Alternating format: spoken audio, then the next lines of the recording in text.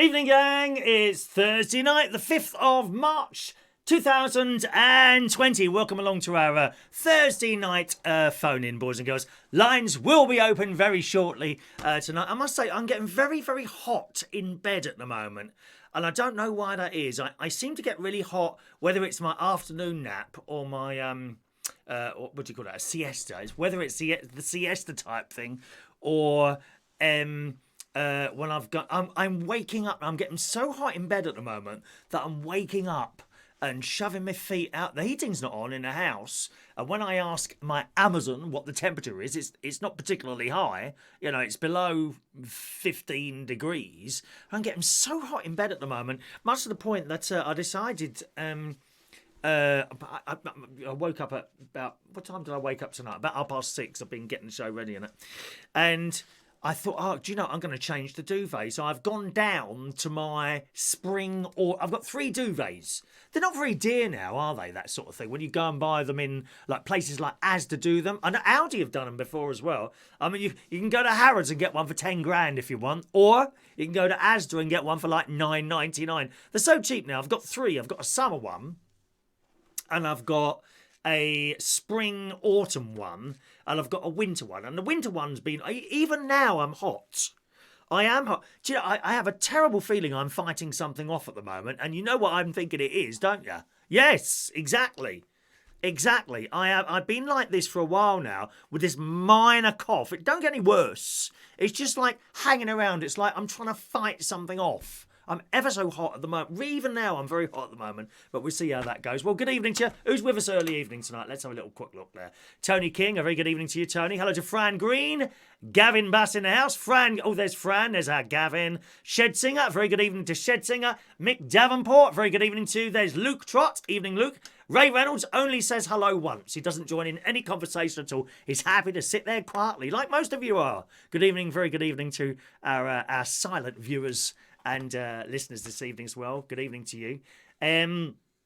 Diane Jeb, good evening to you, my sweetheart. Luke, he is late. Late? I'm not late. Why do you think I'm late? What did I say on the thing? Didn't I say 8:20? One moment, please. Let me refer. I'm sure I'm never late. Never, ever late. I might be early. In fact, I am early by about 2 minutes.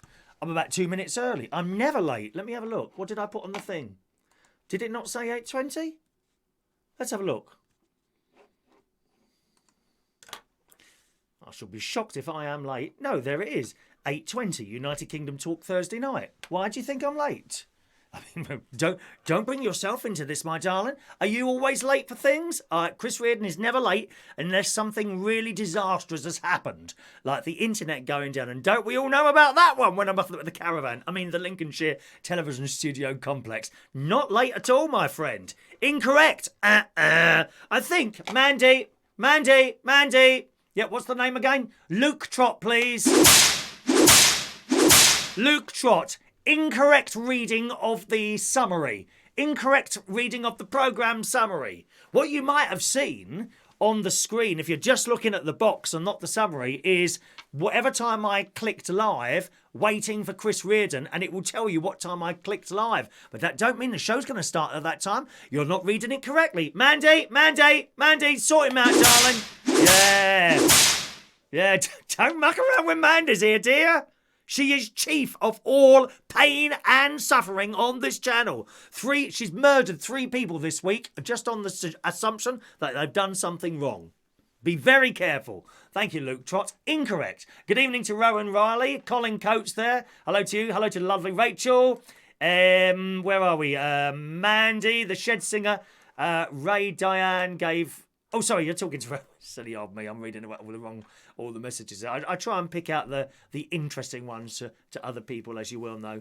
And the generally hellos to everyone else. Where did we get to on that one? Oh, gosh, that's jumped down a little bit there. Did we do Diane? Diane, I've said hello to Diane, Rowan, Fran, Roy Brownlow, evening. Mari Lowe, good evening, Mari. Mari's one of our silent listeners. She rarely pops up on the chat back. Good evening to you, Mari. Welcome to our show. Hello to Dr. Gregorian. Good evening to you. Mr. Moneybags himself is there. I'm very disappointed you haven't bought one of our fridge magnets yet for just £10,000. Dr. Grigori. All that cash in a bank. Come on, lovey. It's not doing you any good, is it, darling? £10,000. You can have one of those if you don't win it at the raffle. All right?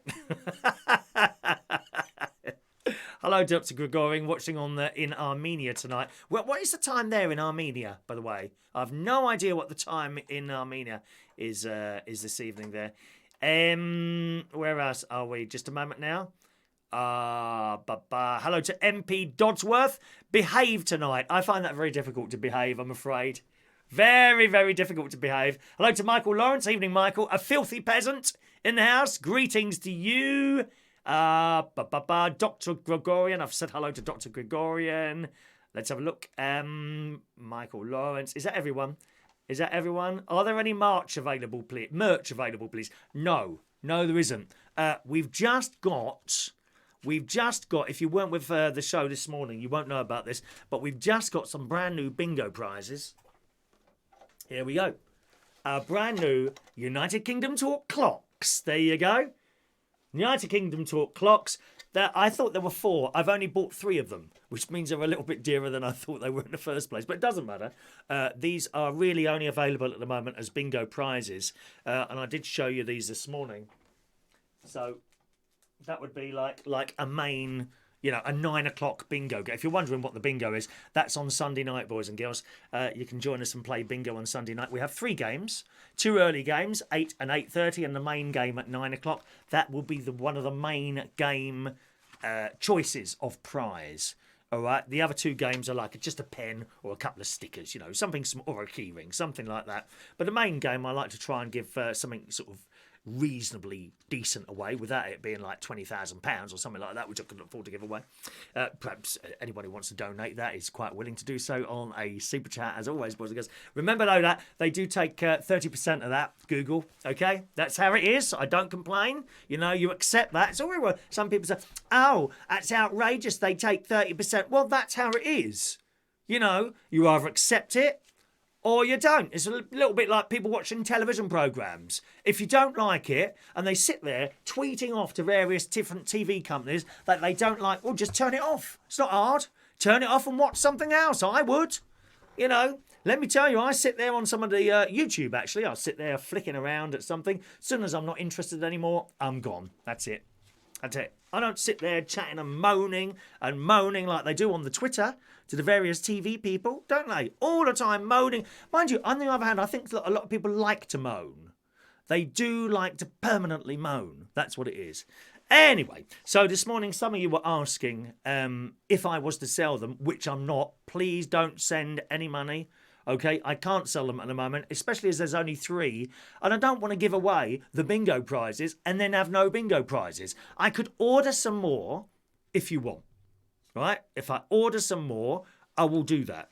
But I worked out the prices. I did pop over to the post office earlier. And to send that signed, we're not putting that one in the letterbox, okay, without it being signed for at the other end. Okay, they're a little bit too... they're not massively overpriced, but they're certainly pricier than anything else that I've sent out before. So that would have to be a signed thing.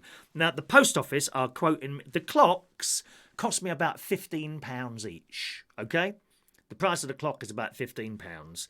The post office want to charge me £6.80 to put that as first class. There's not much difference between first and second class, like 50p. So to send it first class, signed, is £6.80.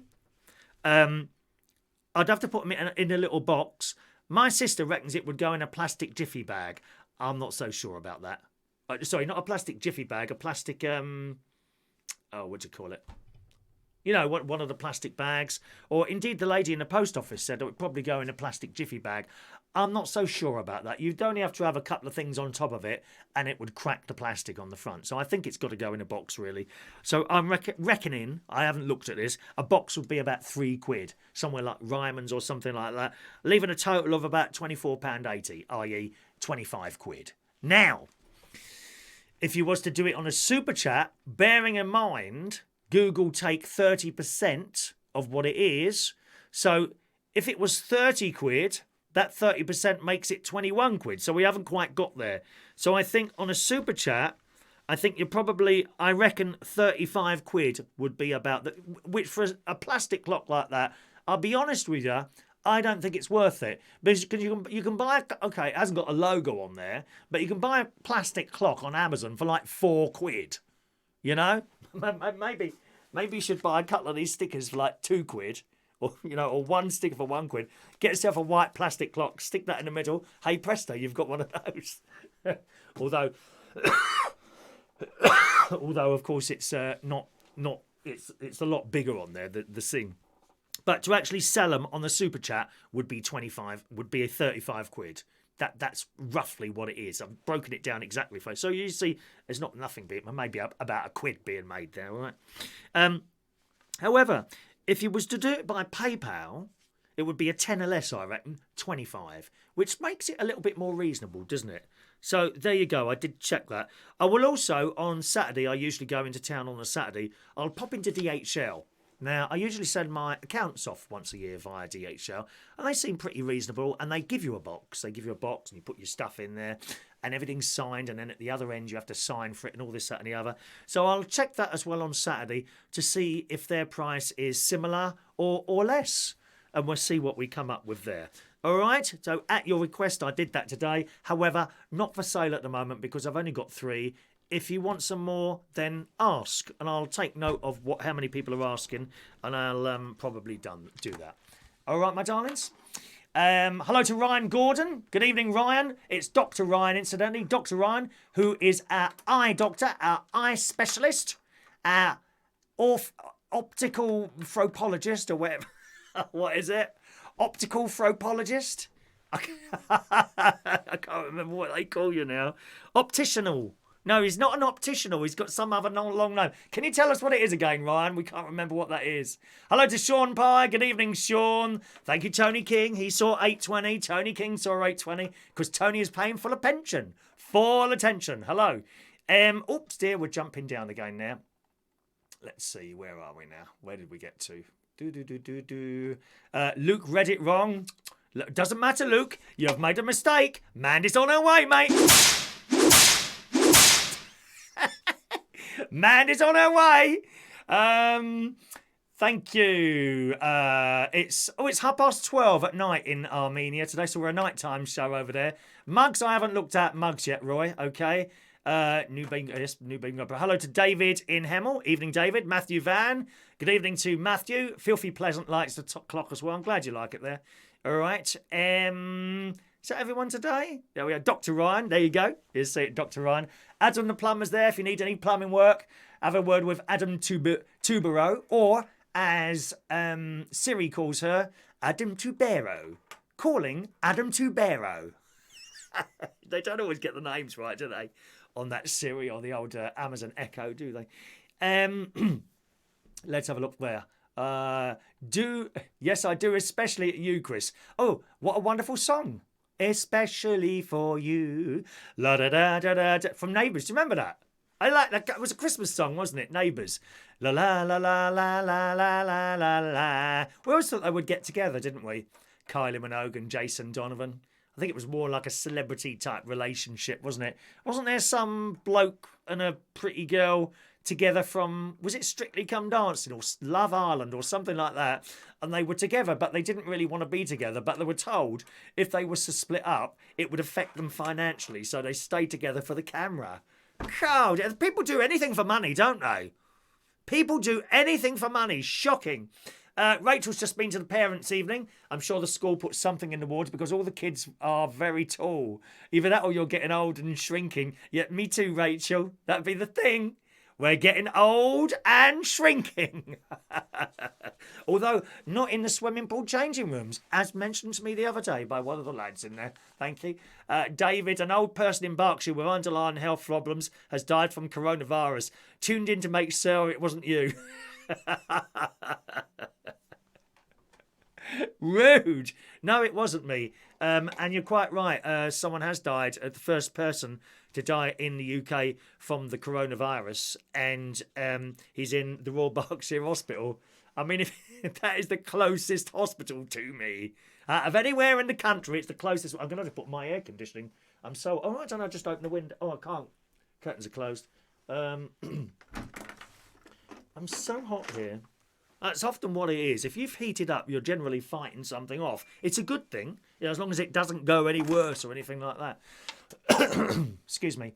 Do PayPal charge you? No, PayPal don't charge you from what I've seen. Kind people, who was it in particular? No, perhaps he doesn't want to be mentioned. No, I've sent stuff to another country before.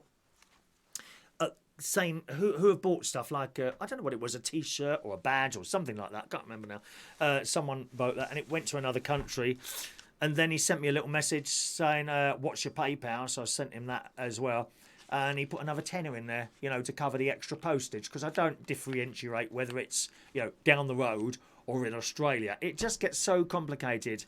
If I was to say to you, like, I don't know what we got, Here is a Super Chat badge you can have for £2. If you're in the UK, if you're in America, it's £4. If you're on Australia, it's £7. It just gets so complicated. So I just take the loss and that's it. It's all right. It's a tax deductible anyway, so it's not too bad. I just like it to try and cover it, So no, PayPal don't charge us. PayPal don't charge us. All right. If anyone ever sends you money, it doesn't cost you anything to take it. Mick's going to buy his own and make his own clock. Okay, fair enough. That's what I suggest. Just get you. I think you've got a sticker anyway, haven't you? Get a sticker and make your own. Send us a picture. Send us a picture. Optician receptionist. I think that's what he does. That's what his friend Jamie says. Jamie, yeah, Jamie. He does some drag as well. Jamie. He says he's an optician's receptionist. He gets very upset when you say that. Gary Butler, evening, there's my nephew. What do you mean a load of old tat? How rude are you? Good evening to Terry Byatt. Hello, Terry. Perhaps you should have gone to Specsavers. Perhaps I should. George Bond, a very good evening to George.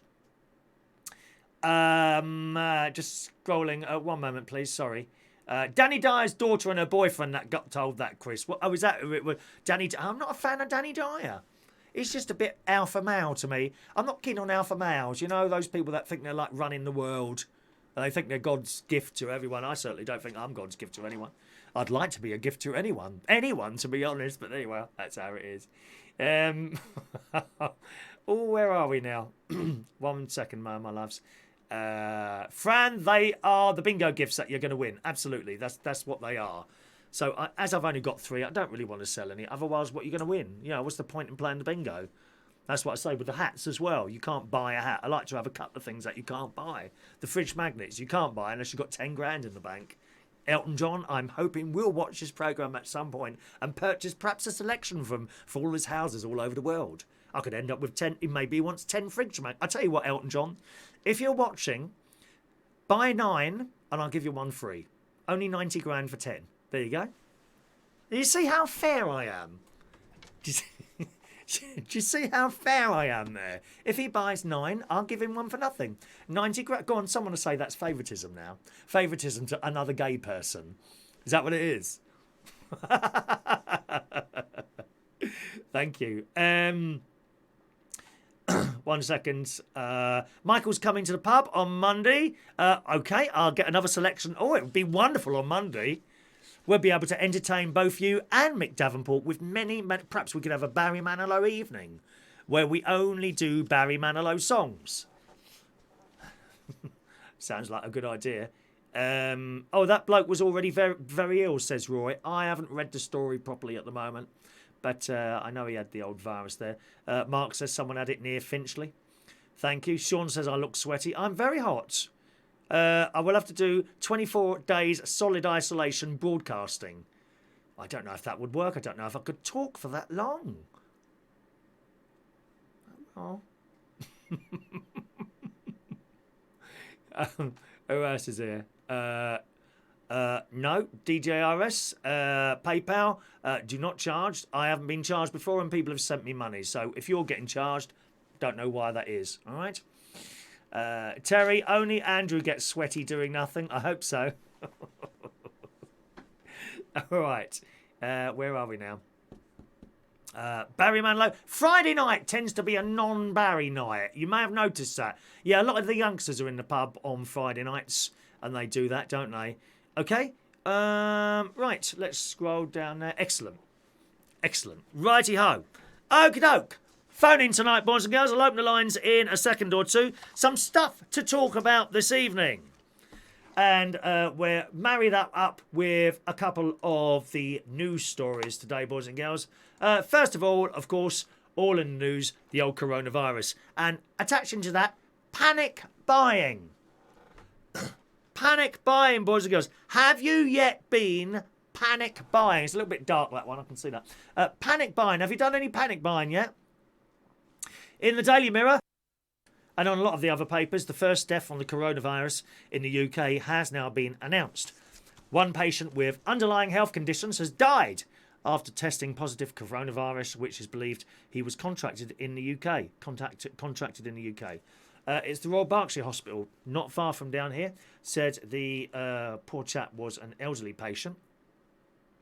And it follows the first British death from the deadly virus, which took place on the February the 28th on board the Diamond Princess cruise ship.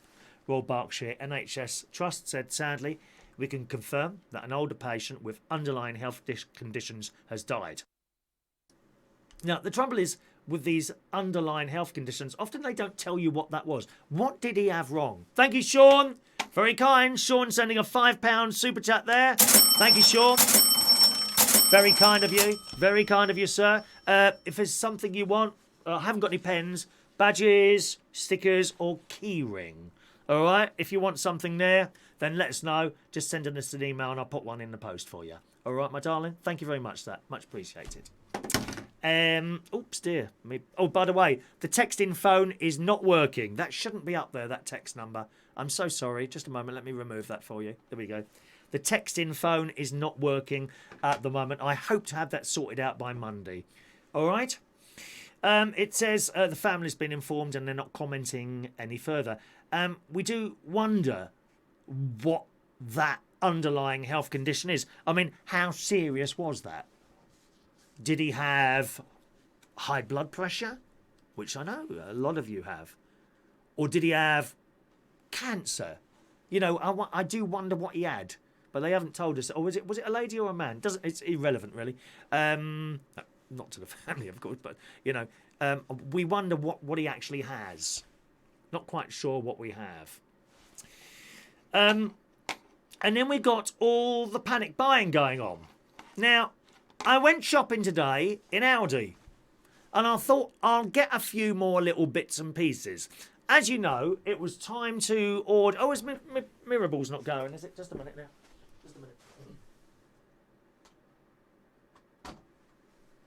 There you go. Mirabal on air now. That's better. Thank you, Roy. I went shopping today in Aldi. I've got to say, there wasn't really anyone panic buying. The lady behind me, delightful lady I was talking to in the queue. She had about 4 items, 2 of which were 2 pints of milk, or 2, I don't know what they are, litres of milk in them square things. And I said to her, well, I take it you're not panic buying then? And she said, no, well, I've got an extra milk, that's about all. And I went in there and I bought more than I would usually. As you know, I buy my toilet rolls in bulk. And the other day, I ordered some off the Amazon again. I ordered 144 rolls, which is double what I'd normally buy. But it's something that, it's not going to like go out of date or anything like that, is it? And they are now in my cupboard. Usually I buy half that, sort of 70, what is it, 70, I don't know, 70 something, 80 something rolls or whatever it is. I usually buy half of that, but I thought, well, I'll get a few more in this time. So I've got 144 rolls in there, which will last me months. Months. Unless my nephew Gary comes round, he gets through them very quickly. I don't know what he does with them, of course. Blimey, I've never known someone to get through so many toilet rolls. His wife, you know, my niece, she goes mad. How much toilet roll you used? You know, the plumber comes out every week to unblock the toilet. There's so much toilet paper being put down the blooming thing. Awful. So I've got those. And I went into Aldi today and I thought I'll get a few extra bits and pieces. I already had a list. And on my list was soap. Now, this hand gel is better than nothing. but they are saying on the news that you are better to wash your hands with soap and water, singing happy birthday twice. Not too quickly, though, you know.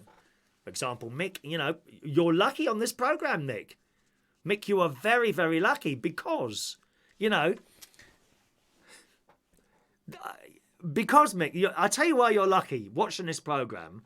If you send a message to me and hit send, you have then got enough time to go and wash your hands properly and come back and sit down and make yourself comfortable before you have to worry about sending another message. Look at it as me doing you a favour.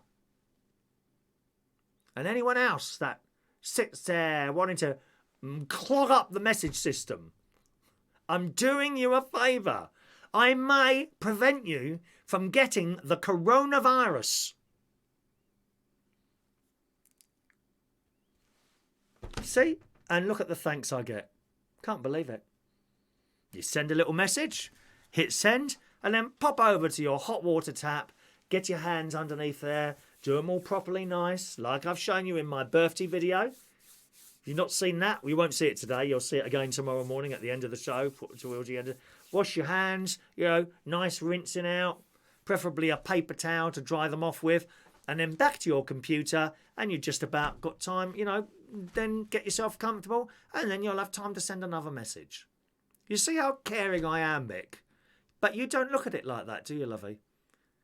You don't look at it. You just sit there screaming and shouting, like I did with the karaoke, when you thought I'd cut you off. No, you didn't look for a reason. There is the reason for the slow messages.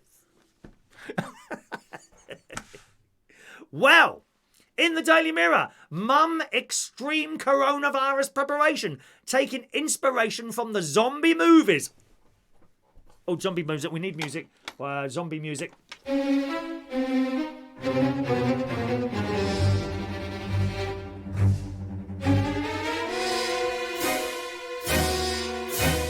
Zombie music. That's what we need, zombie music. This mum of three, who's in Australia, has shared her survival plan in preparation of the coronavirus outbreak, claiming it's better to be safe than sorry. As coronavirus continues to spread, raising fears of a global pandemic, people around the world are doing whatever they can to protect themselves. While most of us are just washing our hands a bit more, one mum has gone to extreme lengths to prepare for the worst. This lady, Gemma Reed from Australia, has started stockpiling food and medicine for a year just in case the virus causes chaos in the country. Although Gemma doesn't think that the virus will ever get to the stage where she will need to rely on these survival skills, she said with 3 children you can never be too safe. As well as filling 5 of her pantries. 5 pantries? She got 5 food cupboards? Blimey. Approximately with 50 kilos of rice, 50 kilos of lentils. She also stocked up on medicines and weapons. I don't know what sort of weapons she's got there. I'd like weapons around this house and my caravan. Lasers. You know, automatic lasers. So you can have like a perimeter. And if anyone enters that perimeter, the laser just goes off automatically and blasts them into a million pieces of dust. Dust to dust, and to dust thou shalt return. She's stocked up with 150 packets of Panadol. Is that the... That's a headache thing, isn't it? Panadol. Is it painkiller? I don't know what it is. 150 packets of aspirins, 150 packets of Nurofen, antibiotics, which of course we can't buy those here. You've got to get a prescription for those here, as well as asthma pumps.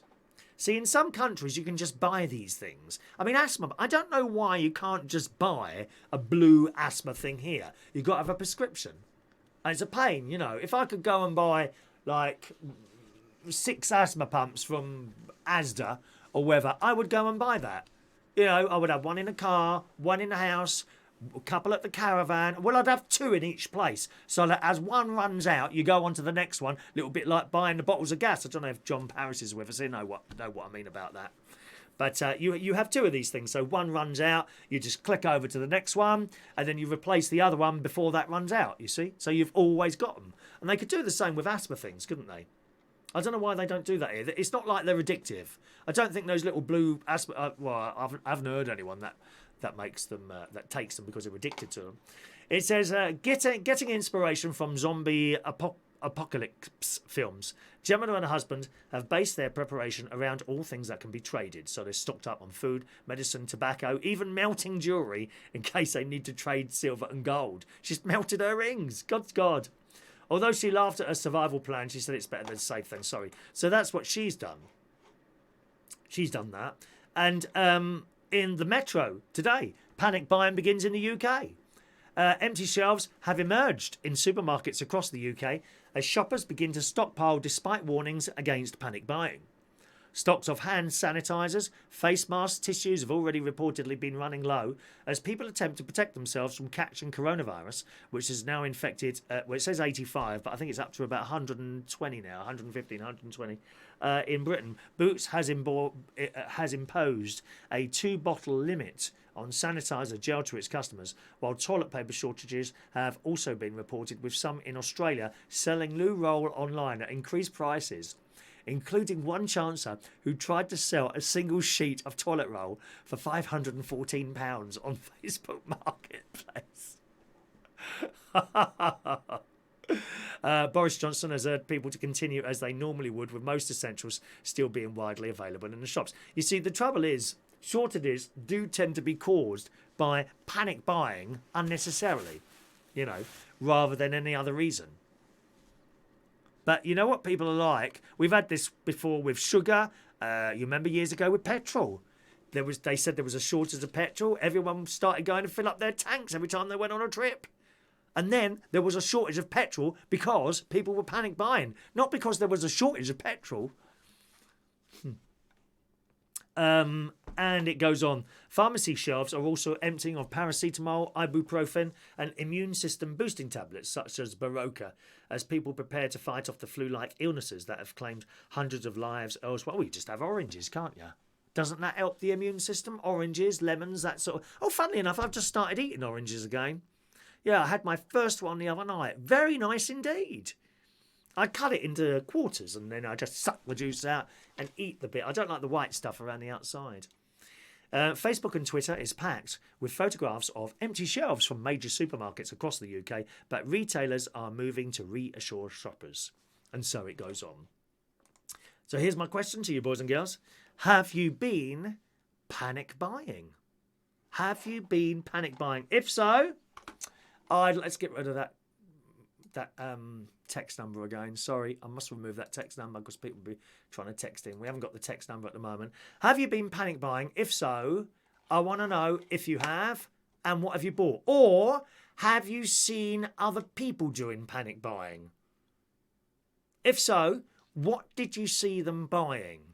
Or was it you? What have you bought on your panic buying thing? Rachel says, I'm so glad I buy frozen veg. The other day we went to Tesco's, there was an old lady sneezing all over the fresh veg. Oh my God, was it? Who was it? Get a photograph of them. I want to know that. If you want to call in about that, feel free. Lines are open now, 0208 144 3477. Panic buying we're talking about first, okay? Only panic buying, not hello Chris, I just wanted to say hello or anything like that. We're talking about panic buying in shopping. Have you seen anyone doing it? Or did you do it yourself? Let me know if you did. The things I bought today, I actually bought four, what do you call it now? Four hand washing things. And a couple of things of rice. I bought 3 instead of 2. And 2 extra porridges. That's about it. Oh, and some wet toilet paper type things. I quite like wet. I don't feel like a dry toilet paper cleans you off properly, dear. Wet toilet paper things.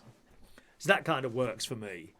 That's all. That's the only extra things I bought there. Let's take a call. Roy's on the line. Good evening, Roy. Hello, Chris. What a great honour for you to have me as your first caller. Is it really? You think so?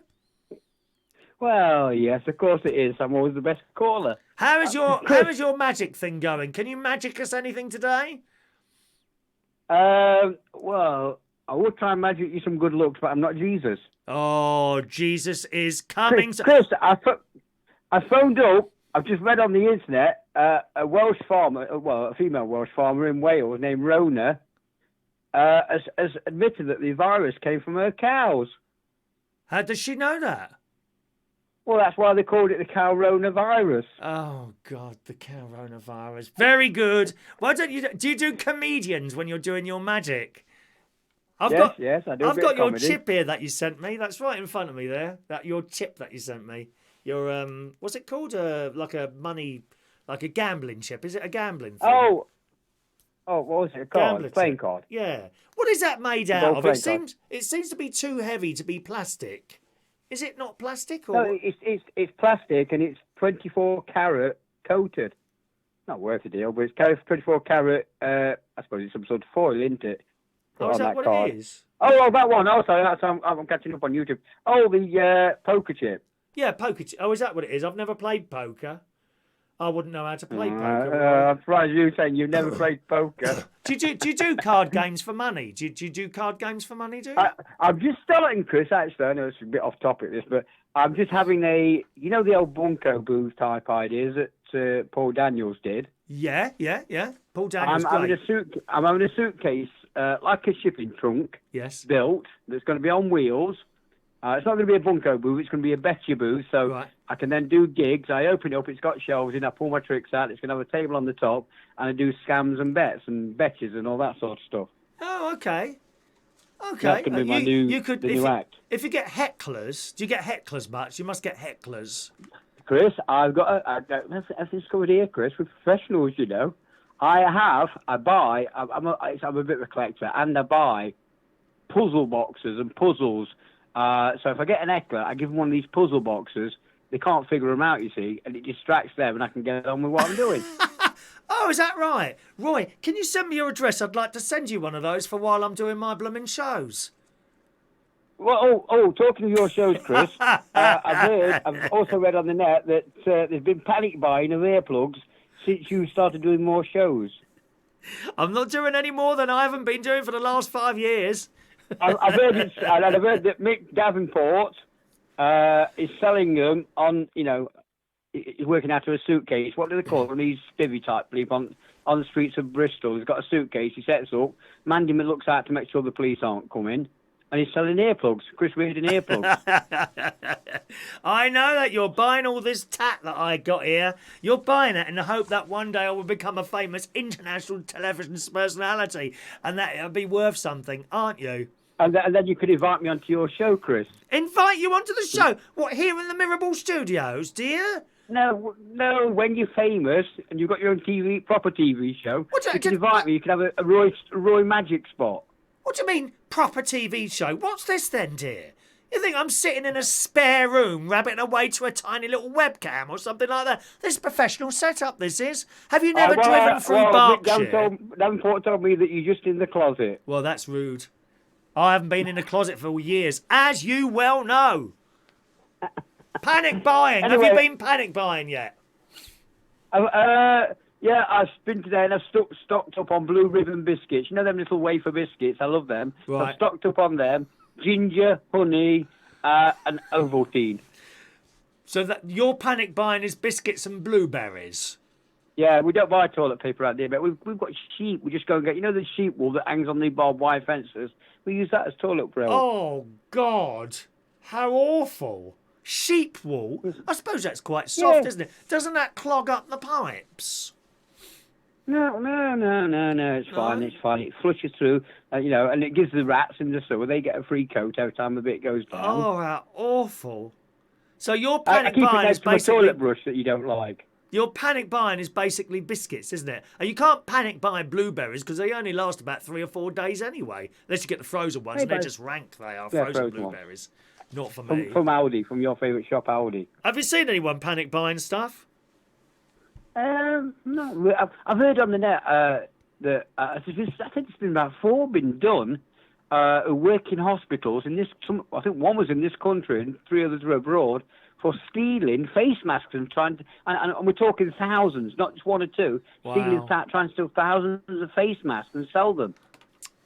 Terrible. You do get people stealing stuff from hospitals, though, I'm afraid. Awful. Yeah.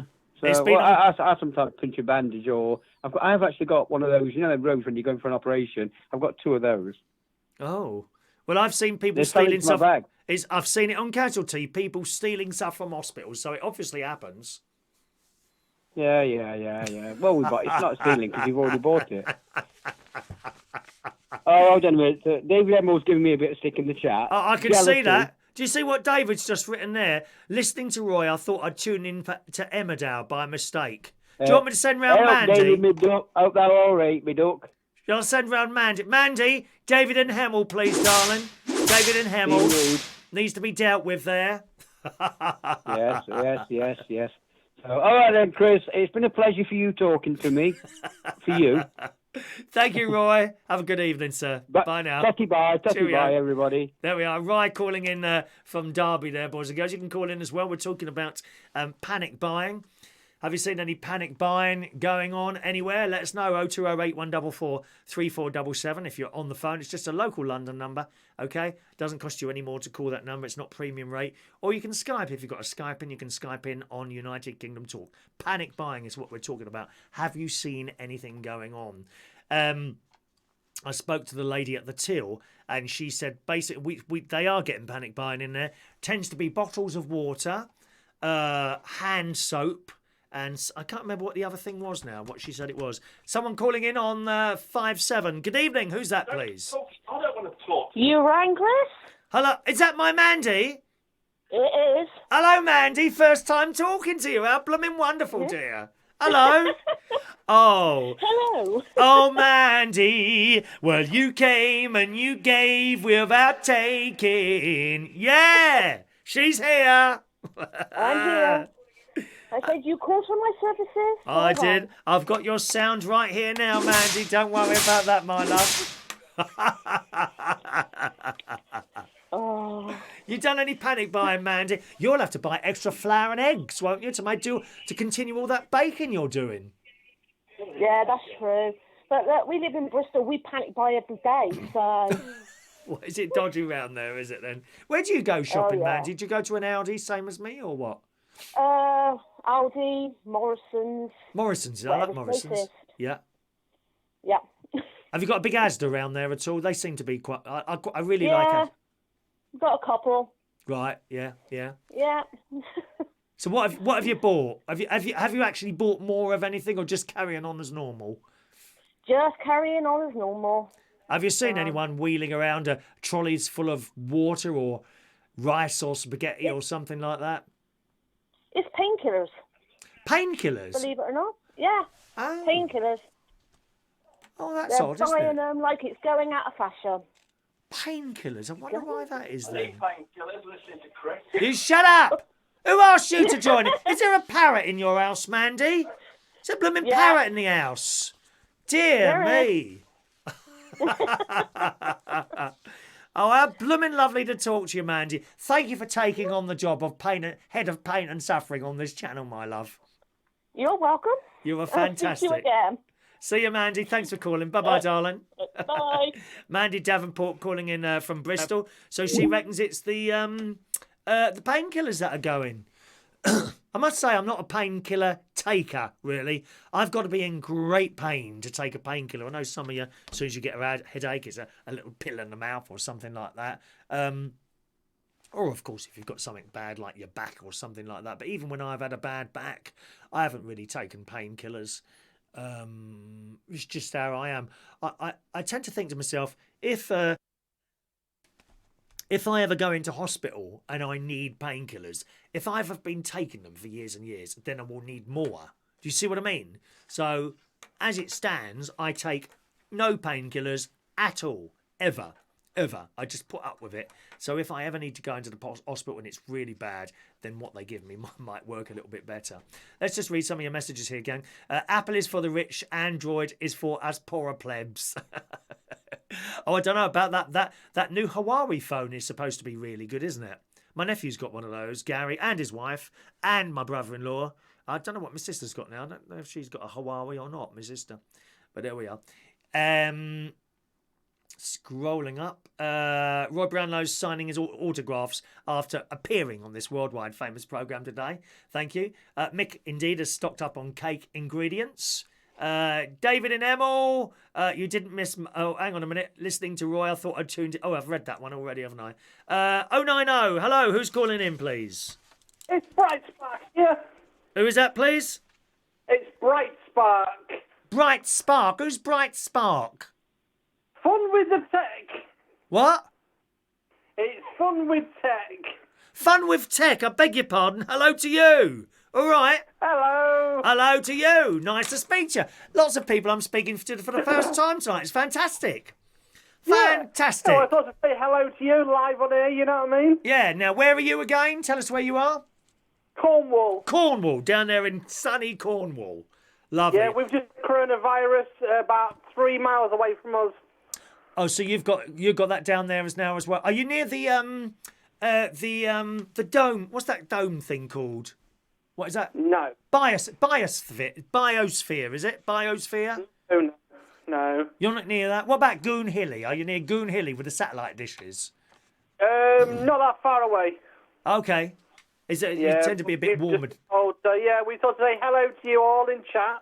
Well, it's lovely to hear you. Have you done any panic buying at all? No, I put it in chat. Like I said to everyone else, why would we? We're going to get coronavirus. We're going to get it. Nothing we can do about it. Yeah, I tend to think that. Are you doing anything to try and avoid it, like doing what they say and washing your hands, or not really? Yeah, staying away from crazy people. Well, what are you doing watching this programme then? Well, I'm not saying anything then on that one. Have you been down the local shops and seen anyone panic buying at all, or not? Well, we saw with a bloke with a big respirator on his face, and he had a mask on, like I said. Looked like Mick, Mick Mowers, you know what I mean? But I'm not saying no more than that. Has Mick got one of those masks on then? Yeah, it looked like Mick it did going down the street, you know what I mean? But I'm not saying no more than that. Is it a gimp mask? It's Davenport, you know what I mean? It's been on the toilet, you know what I mean? You never know. Well, there's certain clubs people go to and they wear this sort of thing, you know? Dog masks. Oh, you should know. You should know. Oh, what do you mean I should know? You should know. The thing is, I'm a bit fortunate with my face because come Halloween, I don't need a mask, you see. Definitely. You don't need a mask anyway. Do you know why? Because you're on radio most of the time on this thing. I'm not on... Oh, actually, they played out some of my stuff tonight again on the BBC Lincolnshire. I'm going to have a little listen to that later, see what they've chosen this time. That's quite nice. Well, that sort of thing. like I said, have a good evening with it all, and I hope you don't get flooded up there. Where are you, in Berkshire or in Skegness? No, I'm in Berkshire. We aren't... Where I am, Bracknell, we are nowhere near any water at all. There's no river anywhere near here for miles. I'll soon be arranged. Eh? Soon be arranged. Yeah, you're the sort of person that would send a hose all this way and turn it on just to upset me, wouldn't you? I would do. Take it easy, Chris, and have a good one. Thanks for calling in. Lovely to talk to you. Bye-bye now. Fun things to do with Tech calling in there. He often appears in the old chat thing there. Let's see what you're saying there. Tony King is quite right there. What Tony's saying, Apple stuff like Apple products are great for non-tech people and those lacking the ability to think for themselves. Well, I've got an Apple phone, but all my stuff here is PC. People have told me, and I tend to agree with them, that Apple computers, the laptops and all that, I'm sure are far superior to PC stuff. But the problem is, once you've bought into a system, very difficult to change over. You know, everything that's plugged into there is designed to work with a PC, not an Apple product. And you might have to start changing things and this, that and the other. And I think once you've gone into a system, it's difficult to change to another one. I've always said that about my iPhone as well. You know, I mean, I've got my iPhone 8 here, which is perfectly all right. Okay, the battery, generally I have to charge it up now sort of twice a day instead of once a day. But it's okay. It still does the job all right. The pictures it takes are reasonable, you know, so can't complain. Won't upgrade yet. There is a new one coming out. I think an Apple... Is it a 9? I think it's a 9 coming out. I think there's an Apple 9 coming out quite soon, actually. And they're saying it's got the same chip in it as the Apple 11, but it's like 400 quid. But still, I still think £400 is an awful lot of money to spend on the phone. I really do. Here's some of these tech people, they're like $1,500 on the phone and that sort of thing, isn't it? Hello to Michael Pullman joining us there. Good evening, Michael. There's Lee Toby. Evening, Lee. I'm just trying to get all your names out there, boys and girls. Tech Sparky, I didn't see this. I never panic buy. I do my normal shop every 4 weeks, but we buy normal stuff every day. Yeah, the same as me. Well, I don't really do a big shop. I don't do a big shop. Very, very rarely. I kind of pop in every couple of days and buy a few bits and pieces. You know, just like you. Hello to Artie Official. Hello, Artie, who says Apple are twice the price, but they are 4 times better. I would be inclined to... I wouldn't say they're 4 times better. I'd say they're better. I think the Apple products are probably better. And plus, their customer service is second to none. Really, you got a problem, you go in the shop and you meet up with someone and they'll explain it or look at it for you. I think their after sales service is really good, which is something you want when you're spending out all that money, really, isn't it? Rob Lincoln, hello to Rob. Evening, Chris. Light the clock on your Bon Jovi calendar. Bon Jovi calendar. It does look like that with that shiny jacket. It's like a sparkly jacket. It's not a leather thing at all or anything like that. All right. Okay. So let you talk to each other. Let's have a look there. All right. Bum, bum, bum. George Bond's got a new phone. He's got the Samsung. Okay. Samsung. I've heard that's a particularly good phone. I know some people with Samsung phones. Yeah. They're supposed to be good phones. Hello to Mark Jones. Good evening, Mark. And Weird City Citizen is with us as well. Did we see Mick's Mowers peering there? There's Mick's Mowers there. Mick, apparently you wear a mask. Someone was saying earlier. Do you wear a mask? Is that right? Hello to Heidi Oliver. All right. What do you reckon about Jolly Fisherman being sacked? What's that, Jolly Fisherman? I don't know what that is. Good evening to Shania Steele. Evening, Shania.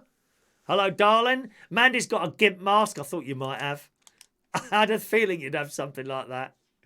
Roy Brownlow was depressed till he spoke to me. Now he's suicidal. I'm sure you are. Matthew's having a little bit of a problem with the depression, aren't you, my darling? As you can see there, your head is not right. Well, we'll try and lighten that up a little bit for you, Matthew. All right, my darling? Don't take too much notice of the chat there, because you'll get even more depressed. Believe me, I do. Hello, Matthew. Hello to Hunks in Trunks. Oh, you sound nice. Pop round as soon as possible, please. Are you Vinnie Jones's brother? Do you know how many people have said that to me before? I get mistaken for Vinnie Jones, although I'm nowhere near as hard as him.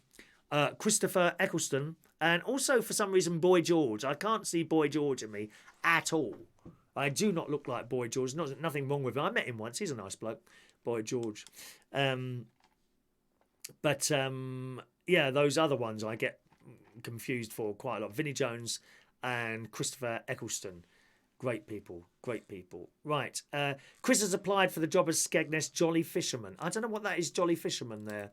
Good evening, Info Scuba Diving. Hello to you. Have you hold down the home and power buttons on your iPhone 5 together for at least 10 seconds to reset it? Shall I do that now? What will it reset though? Oh, what will it? Will I have to start entering new codes and things like that? What will that do if I do that? What will happen? Thank you. Weird City. My first ever comment was a Vinnie Jones comment. Oh, it probably was there. Probably was. What should I do there? I know what I should do there, really. Right. Okay. Let's have another one. Have you ever done anything? Where's my little list of things to do here? Corona bargains. We're still on coronavirus. Okay. Corona bargains. This is the time to book your holiday, as long as you're happy with taking a little bit of a risk. Oh, it won't do anything like that. Okay.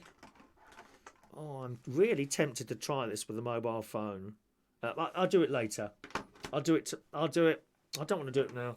We'll get mixed up with that sort of thing. I've got a script to run here, dear. Got a script. Holiday bargains. Are you happy to take the risk? Well, the coronavirus crisis has brought about bleak times for travellers. As you know, Flybe has gone into liquidation. They've been in trouble for some time now, actually. As you probably know, Flybe have been a bit desperate for money for some time now. But now they've gone bust. And I think they were taken over the top by the coronavirus. A lot less people travelling. I certainly won't get on a plane at the moment. I don't see the point in taking another risk. Of course, was it a fun thing to do with Tech, who rang earlier? They were saying earlier that that if you're going to get it, you're going to get it. And I do understand that. Let's just take a call from Mark Jones. Hello, Mark. Good evening, Mark. Hello? Good evening, dear. Oh, there you If are. press Good that evening, button Mark. on your phone, it would just reset it. Hey? Can you hear me? Yes? Just on that button on your phone, when you press it, it just resets it, like when you reset the computer. Oh, does it? Shall I try that then? Yeah. Because I haven't been able to turn this on for ages. So if I... Yeah, try. Yeah. Hang on a minute. This has come on. This has now come on, look. Ooh. I now have the Apple logo appeared on this phone-in phone. Oh, yes, baby. It's going to burst into life. Who have we got to thank for that? Can't remember who we got to thank for that. Who was it who said to reset it? Was that fun things to do with tech? I think it was, wasn't it? Was it fun? Was it Mixed Mowers? I can't remember who it was now. Hang on a minute. Let's have a look there. Info scuba diving it was. Oh no, well the logo's still on there and nothing else has happened. Oh, hang on. It's asked my passcode. It's asked my passcode. Hang on. We're alive. We're alive. Aha! I'm searching for network. And we've got the network. It's working. There you go, dear. It's raining. It's pouring. The old man is snoring and he won't shut up. Go away. Yes. Ta-ra. It's working. Thank you, Mark Jones. They are. Bye. Oh, excellent. We've got the phone in. Thank you, Mark. Have a good night.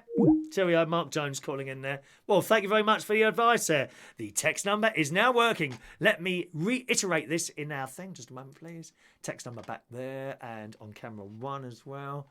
Text number back there. Everything's working.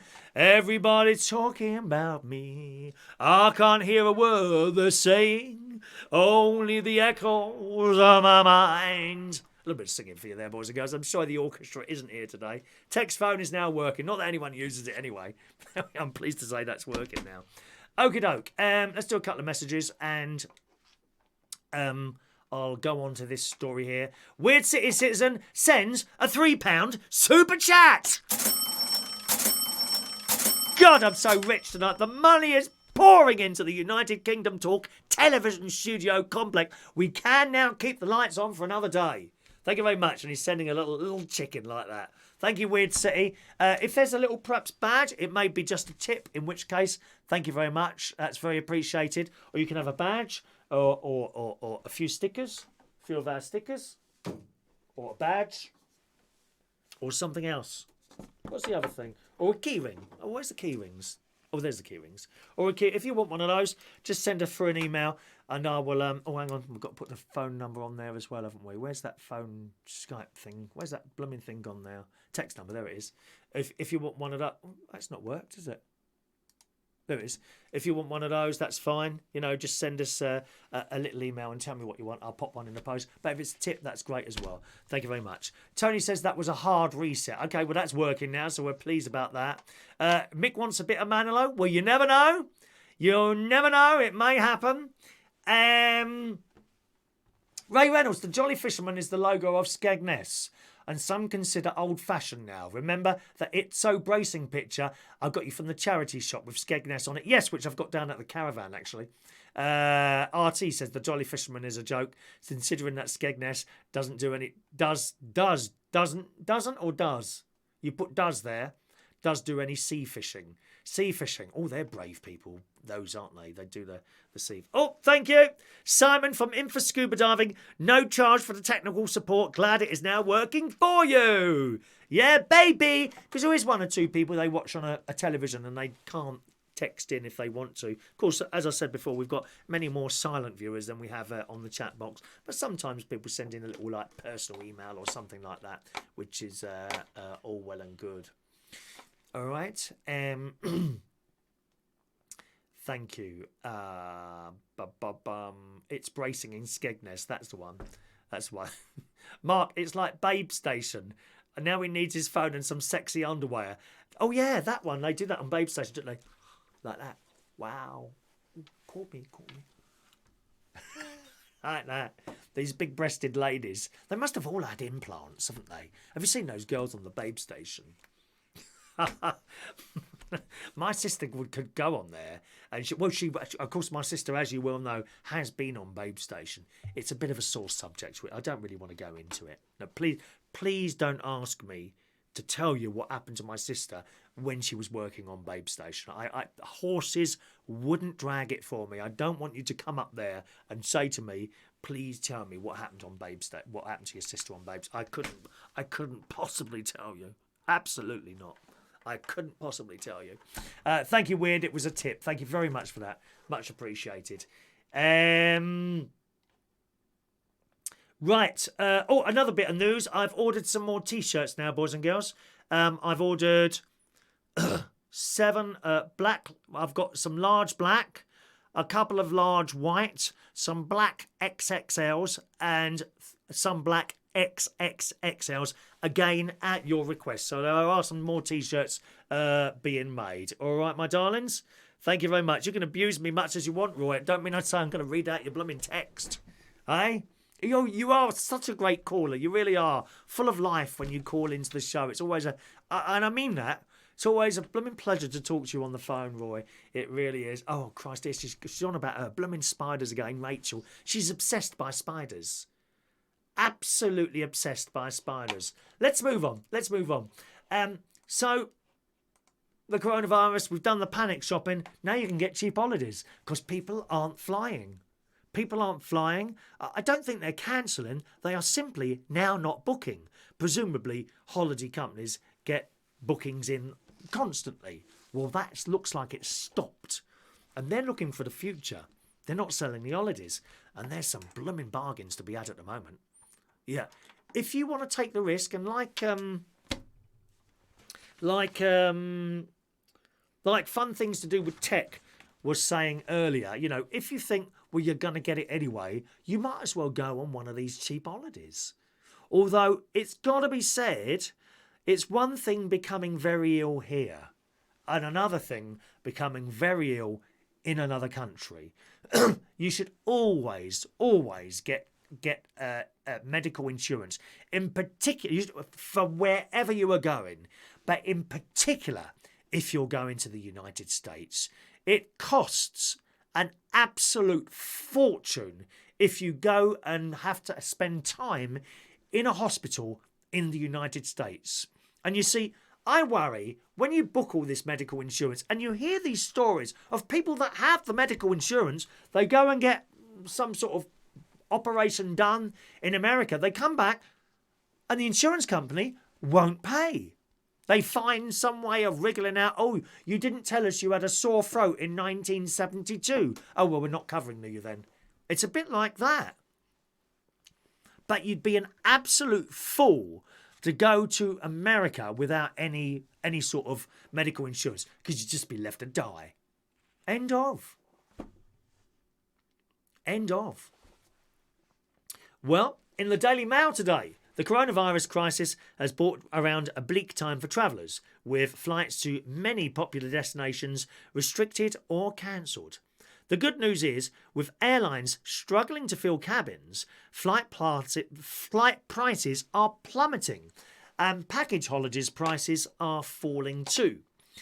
Travel Supermarket has been analysing customer searches and package holiday prices and reports significant drops. Now, I know this. My mate and his other half are going on holiday on Monday on one of these deals. They're going to Dubai. It's not a country that I have ever been interested in visiting, to be honest, Dubai. It just seems to be, admittedly, very, very nice hotels and shopping. I don't see people doing much more in Dubai than that. And then you can go up the world's tallest hotel or whatever. Well, I mean, whoopee-doo, you know, doesn't do it for me at all, I'm afraid. They are going to Dubai on Monday for 10 days, and I think that's cost them £2,000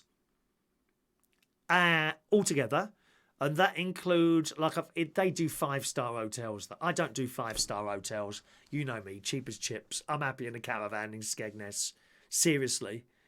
I hate all the flying and all the mucking around at airports and all this, that and the other. But they've got a really good deal. 10 days in like a 5-star hotel with flights, everything out, all included, £2,000. That is a really good deal. It is. He also informs me that they are now doing business class flights, return British Airways to New York. I haven't checked this out. Thought perhaps someone could check this out for me. Business class flights to New York on British Airways for £1,000 return. That is so cheap. That's like £600 less than it is normally, and you get really nice seat. And those business class seats, let me tell you, it's much more. I still don't like it. I can't stand the mucking around on planes. I hate it. But business class seat, you'll get a nice seat. You'll get all your lovely food, and you go and help yourself. If you want anything else, you go and get yourself a packet of crisps or some chocolate bars or sandwiches or things like that. You've got a button on the seat. It goes all the way flat down. You can go to sleep. Remember, gang, these flatbed seats, they are better than an economy seat, but it's still not a bed. Don't be getting on one of those planes thinking you're going to be able to stretch out on a bed. You're like that. It's not comfortable. I'm sorry, it's not. But it's better than sitting in the economy seats. And I've always said if you've got a little bit more money to spend, then that's what you want to do. That's what you want to do. So spend it on the hotel spend it on the flight rather than the hotel, okay? I think that's a Skype coming in there. Good evening. Who's that, please? Hi, Chris. It's Matt. Hello, Matt. Good evening to you. Good evening. You all right? Matt, is that a Skype you're on? Yeah. Oh, it is a Skype. Hello to him. Matt Van, yeah? Yeah. Hello, yeah. Matt Van. Hello. My head's not in the right place tonight. Really isn't. I can hear that, mate. I can hear that. Really isn't. Just I don't know. Perhaps you could book one of these cheap holidays to wherever. I wish I could. If I had a passport, I would. Have you got no passport? Well, I don't know. Perhaps you can go to the Isle of Wight, my love. Probably could. I can match you up with some people out there who will be your friends, but you'd have to go to church with them on a Sunday. Is that appealing to you at all? No. Anyway, you was on about earlier on panic buying. Yes. Do you know one thing that people are panic buying over? No idea. What? Hand sanitizers. Oh, yeah, I know that one. Yeah, they're going mad. Yeah. You can't get it for love of money. But the thing is, the bloke on the telly is telling us that soap and water is better than hand sanitizers anyway. So, I mean, most places that you'd be in, you'd be able to pop into a toilet and just use the soap and water there, wouldn't you? Yeah, could be. And by the way, thank you for the keyring. I've received it. Everything has been posted and received. That's what I like to hear. What I like to hear. Yeah, I went past one of the I think it was super drugs. Yes. And in their window, sorry, no hand sanitizer, out of stock. Oh, really? Yeah. So that was 2 days ago, and it's still up now. They're not getting any new supplies in. I don't like hand sanitizer. You know, when you put it on, it's always sticky, isn't it? I hate it. I can't stand sticky fingers. I thought you loved sticky fingers, Chris. I don't like sticky fingers, especially when you get a Coca-Cola or a lemonade shoved over them. I never forget once, as we were on the travel thing there, Matt, I went with my mate on a little holiday somewhere. We won't go, I think it was 4 hours on the plane. Now, where will we go? Gran Canaria, that was it. I'm going back here about 10 or 15 years, and the plane had just taken off, and the drinks come round. Now, I don't drink really, but I did on this plane. I was having vodka and Coke. Oh, I was paralytic by the time the plane got there, but nevertheless, within 10 minutes of us, good evening, Gareth, welcome to the show, Gareth. Within 10 minutes of me getting on the plane, right, the drinks came round. I had a Coca-Cola or something, and my mate ordered something and Coke, right? And the Coke came over, and within 10 minutes of us being on the plane, it had gone over my lap. So for 4 hours, I'm sitting there sticky. It was awful. That is the worstest thing. Was it the full fat or was it the diet? Full fat Coke, darling. We don't do diet Coke, dear. What is that for? What is that for? Diet Coke, it tastes vile. You're telling me I don't get this diet Coke. No, rubbish. Well, the full fat all the way. Whoever has diet, I'm sorry, should be just shocked. Well, I think that's going a little bit too far. I mean, we don't mind a little bit of pain and suffering now and again. No, I think execution. Mandy, Execution. I don't know if we want to go as far as execution, my dear. I think Mandy needs to do some pain and suffering on you. I beg your Chris. pardon. I beg your pardon, Mandy. Excuse me, she's not your pain and suffering. You can't be sitting there dishing out instructions to Mandy. I don't dish out instructions to Mandy. I request her assistance. I wouldn't dream of telling her what to do. How dare you try and use Mandy to fight your little battles? She's nothing to do with you. Nothing to do with you. Go and find your own pain and suffering type person. All right then, Chris. Anyway, I'm going to go. I'm going to try and chill out. You chill out, darling. You carry on watching. We'll try and entertain you just for a little while. Take your mind off things, all right, my friend? Yeah. Thanks, Chris. Lots of love to you. Bye-bye, Matt. Yeah, bye-bye. Bye, Matt. There we are. Matt's in a little bit of a state with his head at the moment. I get that. I used to get that all the time. Awful. Good.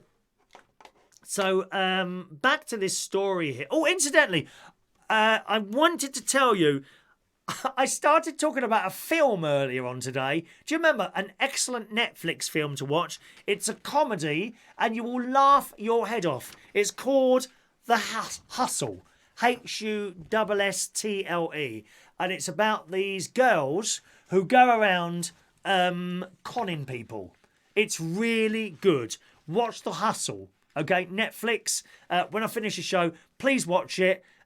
I don't know if you've got Netflix actually, Matthew, but if you have, watch that when I finish the show, and it'll give you a little bit of a laugh. It'll lift your spirits for a while.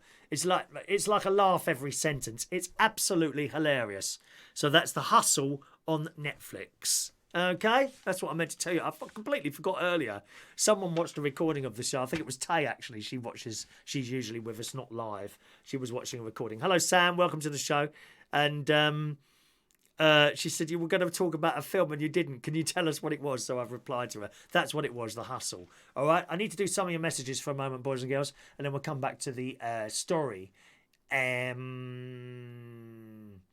Oh, you're talking to each other. A good alternative, RT says, for hand sanitizer is a mix of vodka and water. Of course it would be, wouldn't it? Because you've got a bit of alcohol there. Got a little bit of alcohol going on there, haven't you?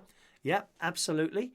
RT, my daughter and family are off to Dubai this weekend for a short break. I don't think they should go because in a few days' time there might be a problem getting back to the UK. Yes, very good, RT. That's the other thing, isn't it? You could get stuck there. Although, actually, I'm not so sure now.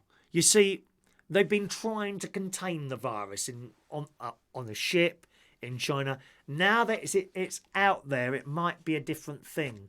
Once it's got out into the general population, which it has now, that might be a different thing altogether. They might say, well, it's here now. No point in stopping anyone coming to and fro. Do you see what I mean? So that might be the case. But yes, I didn't think of that, actually. Of course, you're quite right there, Artie. That could happen, wouldn't it? Fran says it's okay at Skegness for a couple of days, but the best sea view is at Prey Sands in Cornwall. I don't know that one. Do you think there will be petrol panic buying? It wouldn't surprise me, Yvonne. It wouldn't surprise me at all. Wouldn't surprise me at all. Heidi, what about more pens, bingo and super chat pens? We've got bingo pens, which are still going out at the moment for bingo winners. There are no super chat pens at the moment. We've got at the moment key rings, super chats. We've got key rings, badges, and stickers. As you well know, we've got the stickers.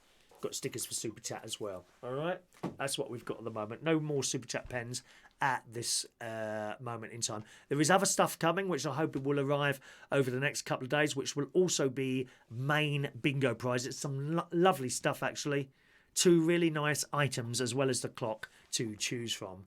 All right. RT says the sea goes out so far at Skegness, sometimes you can meet Dutch people at low tide. I've seen it, RT. Oh, yeah, I've seen it. Me and my brother-in-law and my sister, when we were going up there, not so much now, but we used to go up there sort of every Tuesday or Wednesday night.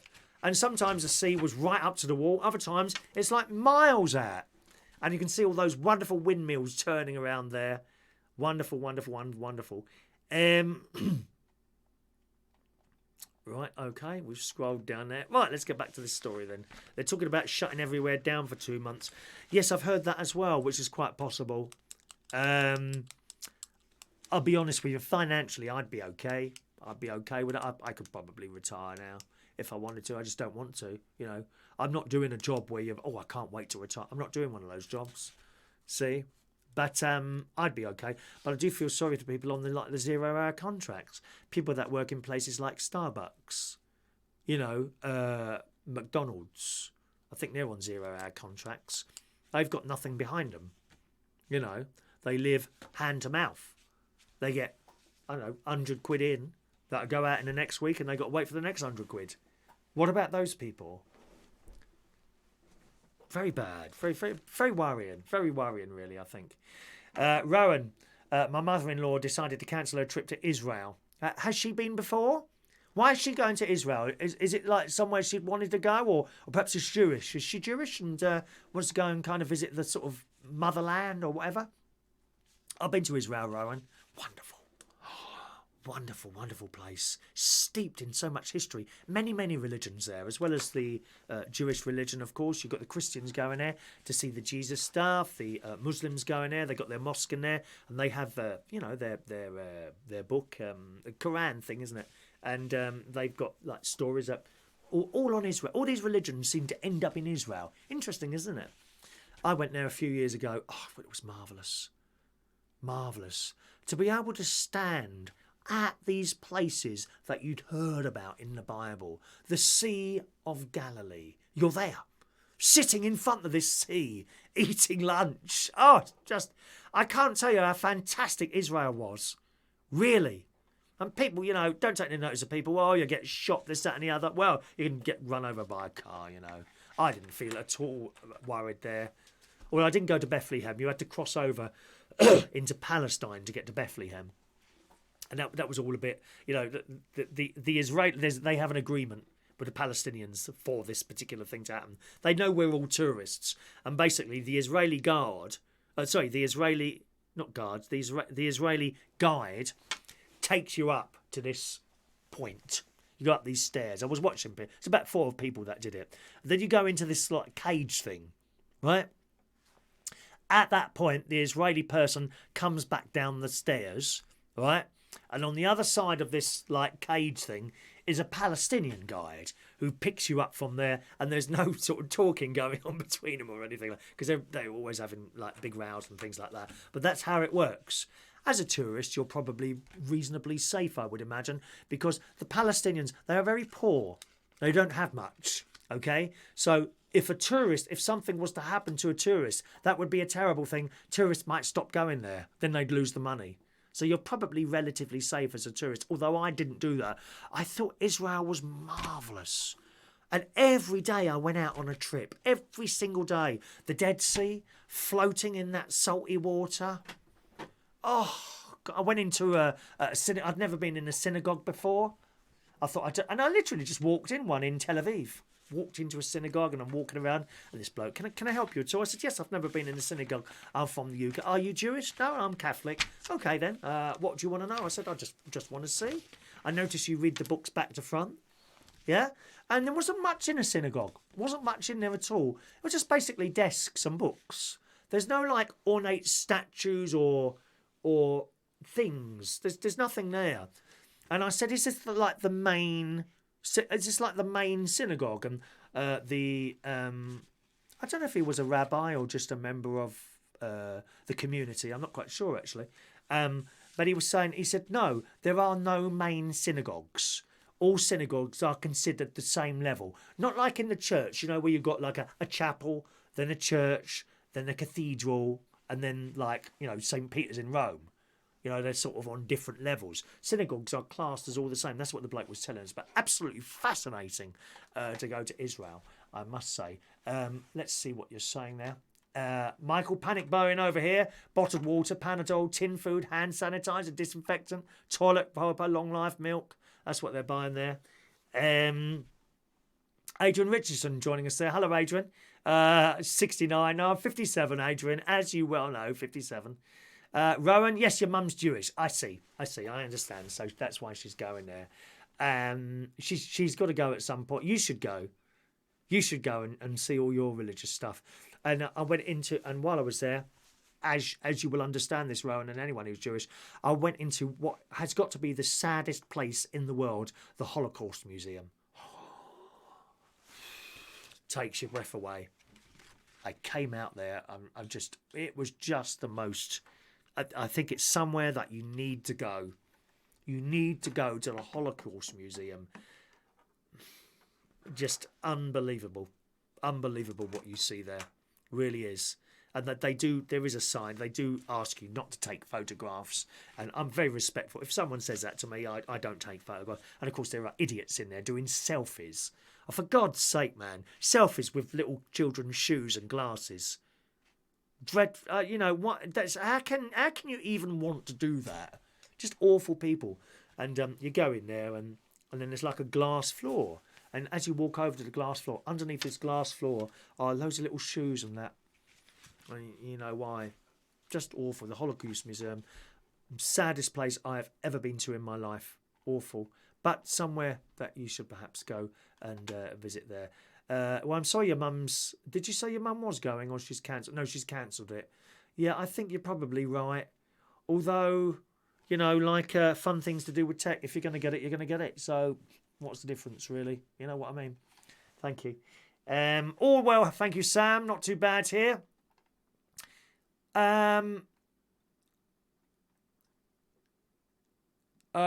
RT, for 40 years I worked for the Halifax. Get a little extra help with the Halifax. That one. Couldn't wait to retire. Thank God I can now do things I actually enjoy. You're like me, really. I'm kind of semi-retired, aren't I, RT? And I enjoy doing this. What is your hobbies, RT? What do you like doing? Don't suppose you like model railways, do you? I like model. I haven't got one. That's one of those things, when you're 16 years old. Oh, I can't wait to get a big house, then I'll have a model railway in the loft and all that. It doesn't really happen, does it? One of my friends, he's a lord. Lord Dean, he is. He is having one of those sit-on railways built in his grounds. And I'm going down to see it when it's finished. I can't wait. Imagine having that, one of your own sit-on. You know the one where you put your leg either side of it? And you sit on it like a horse, I suppose, but lower down. He's getting one of those built in his garden. Wow. I can't wait to see that. Can't wait. Sam's tired. Oh, go and have a rest, Sam. You lay back there and let us entertain you for a little while longer. All right. Sean's going to do a cheese and onion toasty. Yes, please, Sean. What's your favourite? I like that smoky cheese. Applewood smoked cheese. Oh, delicious. Applewood smoked cheese. Yes, please. Oh, now I want some of that. I wasn't going to have that now. No, I won't have that. Yes, I will. I'll have it on a couple of burgers and some vegetables later. Excellent. Hello to Gareth Harrison. Evening, Gareth. Welcome to the show there. All right to you, sir. Sean's been to the Holocaust Museum, cried his eyes out. Yes, you've got to be pretty hard not to be upset by going there. I just don't understand how people can want to wipe out a race of people. I mean, when you see the films and that, two particular films, you all know Schindler's List, of course, that one. But I found a worse film than that was The Boy in the Striped Pajamas. It's just awful. And these Nazis come in and they just seem to not think that they're actual human beings. I don't understand how you can be brainwashed into thinking. And there was a part in that Blue Boy in a Pajama films where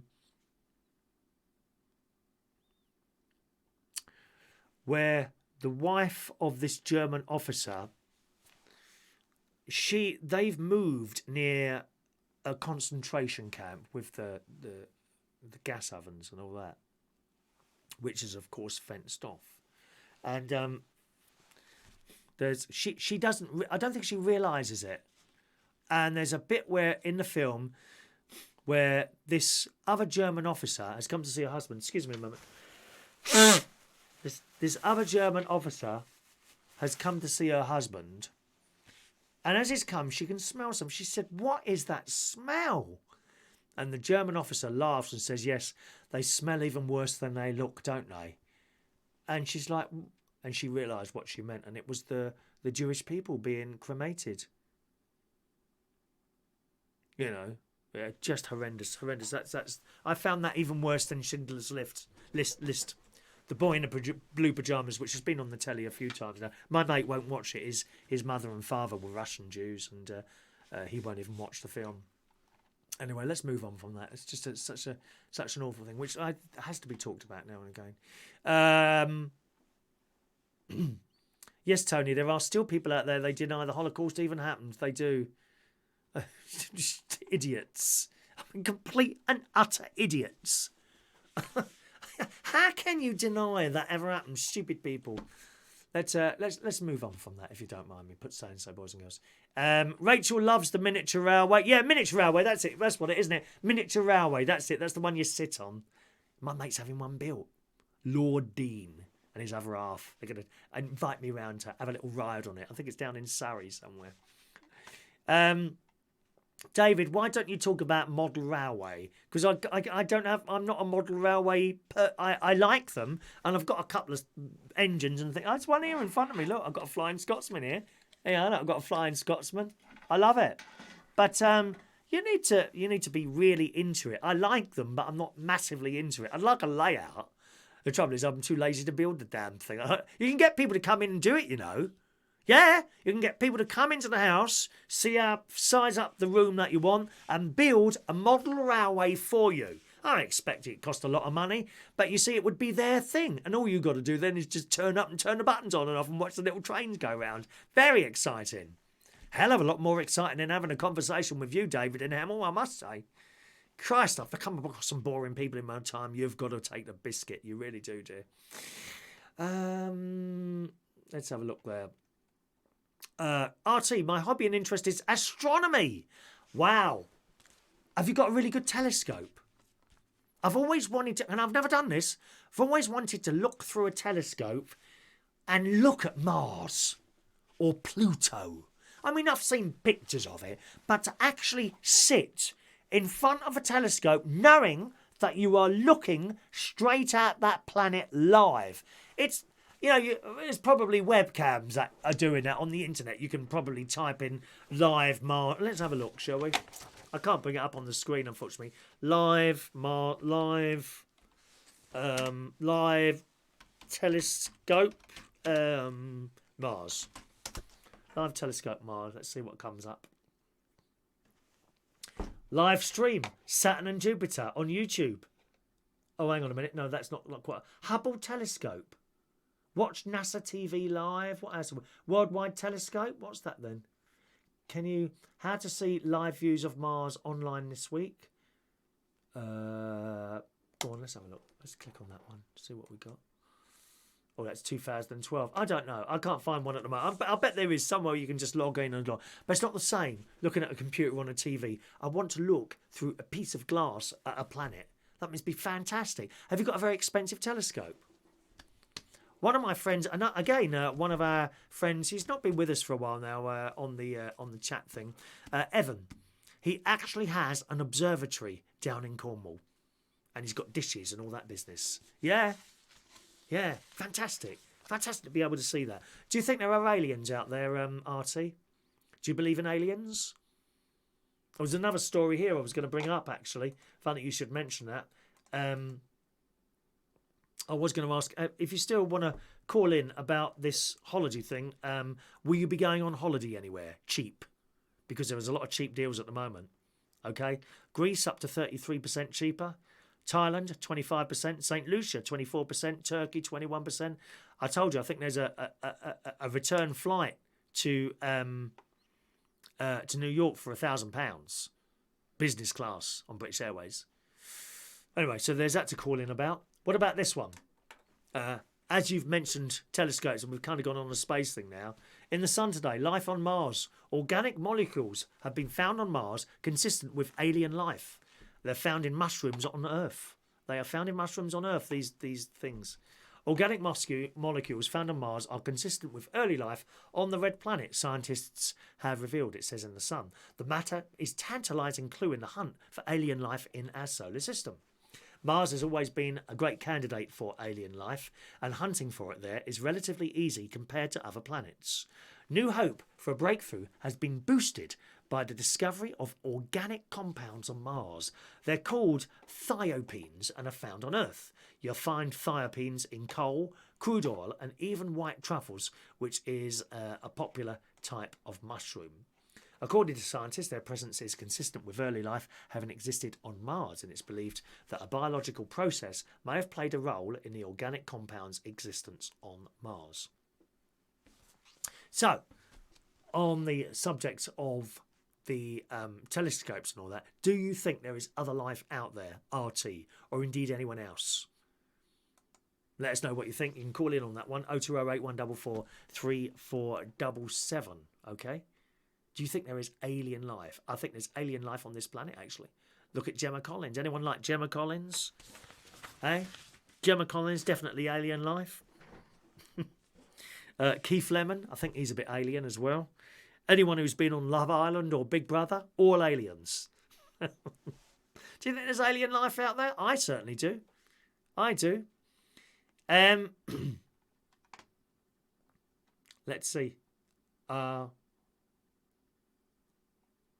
is it now?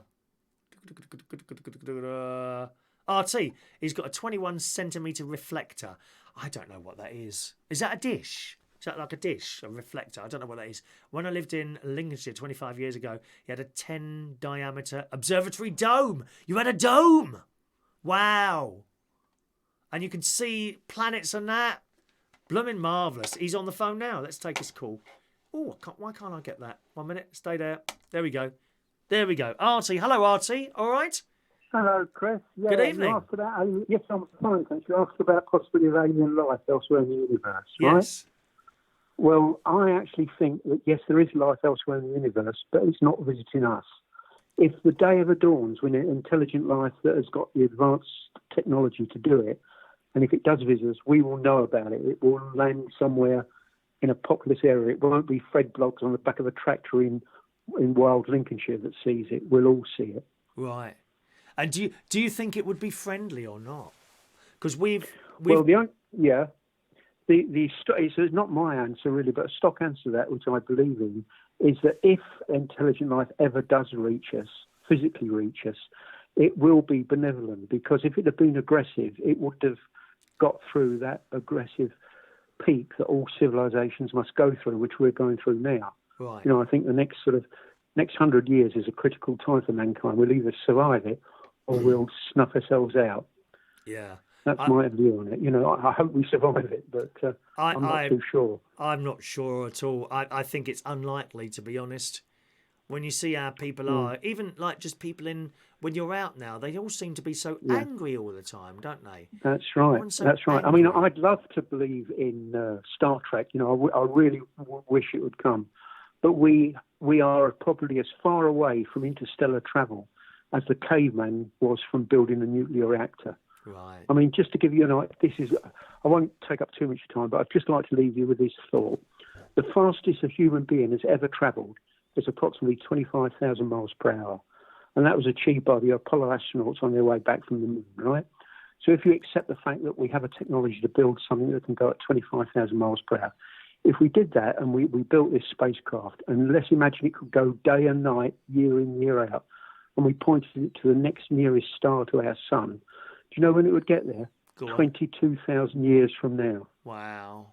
That's how long the journey would take. Wow. So there's a whole new set of physics that we haven't got the foggiest idea about. No. That we need to develop to enable us to do it. Isn't warp drive, isn't that where somehow they bend space? Well, yeah, that's right. I mean, but that's in the realms of fiction, right, to be perfectly honest with you. Okay. I mean, I know there are people who say quantum physics gives a possibility that you can go from one place to another instantaneously. But, you know, it's all theory, and there's, you know, I'm sorry, I'm being a bit down on it all, but I wish No, it was you're not true. being I down. really No, wish it was I don't true. think you're being down at all. I don't think you're being down at all. I Yeah. want to know what you think. Yeah, I really wish it was true. I'd love to believe that Star Trek, that we'd see it come in the foreseeable future. You know, it would be great to say set course for Alpha Centauri, Mr. Spock, but it's in fantasy. It's Hollywood, and I'm afraid that's all it's going to be for perhaps thousands of years, if ever. Yeah. A lot of people will hotly disagree with me, but that's what I think. You know. Oh, I think you're probably right. It is a long way in the future. Do you think we'll get to Mars soon? Oh yes, we'll get to Mars. There's no doubt about it. But I mean, the planets going around the sun in our solar system are just next door neighbours. You know, Yes. we'll do that. We could do that. We've almost got the technology to go to Mars now. In fact, we will within a decade or so. But that won't be a problem. Getting to the stars is a different matter. The next nearest star is 4 1/3 light years away. It takes 4 1/3 years for light travelling at 186,000 miles per second to reach us. That's how far away the next nearest star is. And that's only nearest. Some stars are hundreds, some thousands, and some millions of light years away. You know. It's depressing, but never mind. It's not depressing. We are alone. It I blows. think what it tells me is that we are alone. To all intents and purposes, we are alone, and therefore it makes the Earth even more precious and more fragile. Yeah. Oh, God, and we should value it even more. I agree. I so agree with that. Well, thanks for that. It's been really interesting talking to you. You know when you're what is it? You said a 10 something reflector. Yeah, you said. What is that? What is that? I had a reflecting telescope. When people talk about the size of a reflecting telescope, when they say 21 centimetres, they mean the diameter of the mirror that forms the image is 21 centimetres across. You know. And why is that significant? What is that? Yes, because the bigger if it's a reflecting telescope, the mirror, or if it's a refracting telescope that uses a lens, the bigger the diameter, the more light it grasps, the higher the magnification you can use. Right. So your one is quite that. What can you see? So if I was to come around to your house now, this is in the garden, presumably, is it? Something in a shed? I don't have the observatory anymore now. Right. I used to have it when we lived in Malton in Lincolnshire years ago. But now at my age, I'm afraid I can't stand the cold nights anymore. So most of my astronomy is done indoors in the warmth. You know. Where is your telescope positioned? Is it in your house, pointing out of a bedroom window? Or something? It's stored in the conservatory, and I drag it outside when I can just about move it. You know, it used to be permanently mounted in the observatory, but I can just about move it. One piece, may I just leave with one comment, one piece of advice that I would give everybody, right? Yes. There is no such thing as a good, cheap telescope. They are expensive. And when you see these ones advertised and they say magnification of 1,000 times at 50 quid, forget it. It's not magnification. It's the size of the lens and the mirror that counts. Right. And what should you, so, if you was like so unless you're prepared to spend about £700 or £800 as a minimum, you're best to invest in a pair of binoculars. Really? You can see an awful lot. You could spend a lifetime looking at the universe through binoculars. You won't see things magnified great, but because of the light-gathering power of the binoculars, you'll see far more stars and galaxies and nebula, you know. Through a pair of binoculars? Yeah, a pair of binoculars. Best size of all, if you can get them, are 7x50s. You see some 10x50s, but which means they're magnified 10 times, and the diameter of the object glass at the end is 50 millimetres. Now, it's tempting to think that 10 times is better than 7, but it isn't, because at 10 times it's almost impossible to hold them steady when you're looking up at the night sky. Seven times are a reasonable magnification, and what you'll see is thousands more stars than you can see with your naked eye. Wow. Thousands more. And you'll see the craters on the moon through a pair of binoculars. Wow. As you say, seven times 50. A lot of people are... How much should you be spending? 7x50. How much you get a decent pair of 7x50s. I shouldn't really advertise, but there's a company called Telescope House. If you go online and search them, they've been going for years. Right. And they do mail order, and you get a decent pair of binoculars for about 50 quid. Is that all?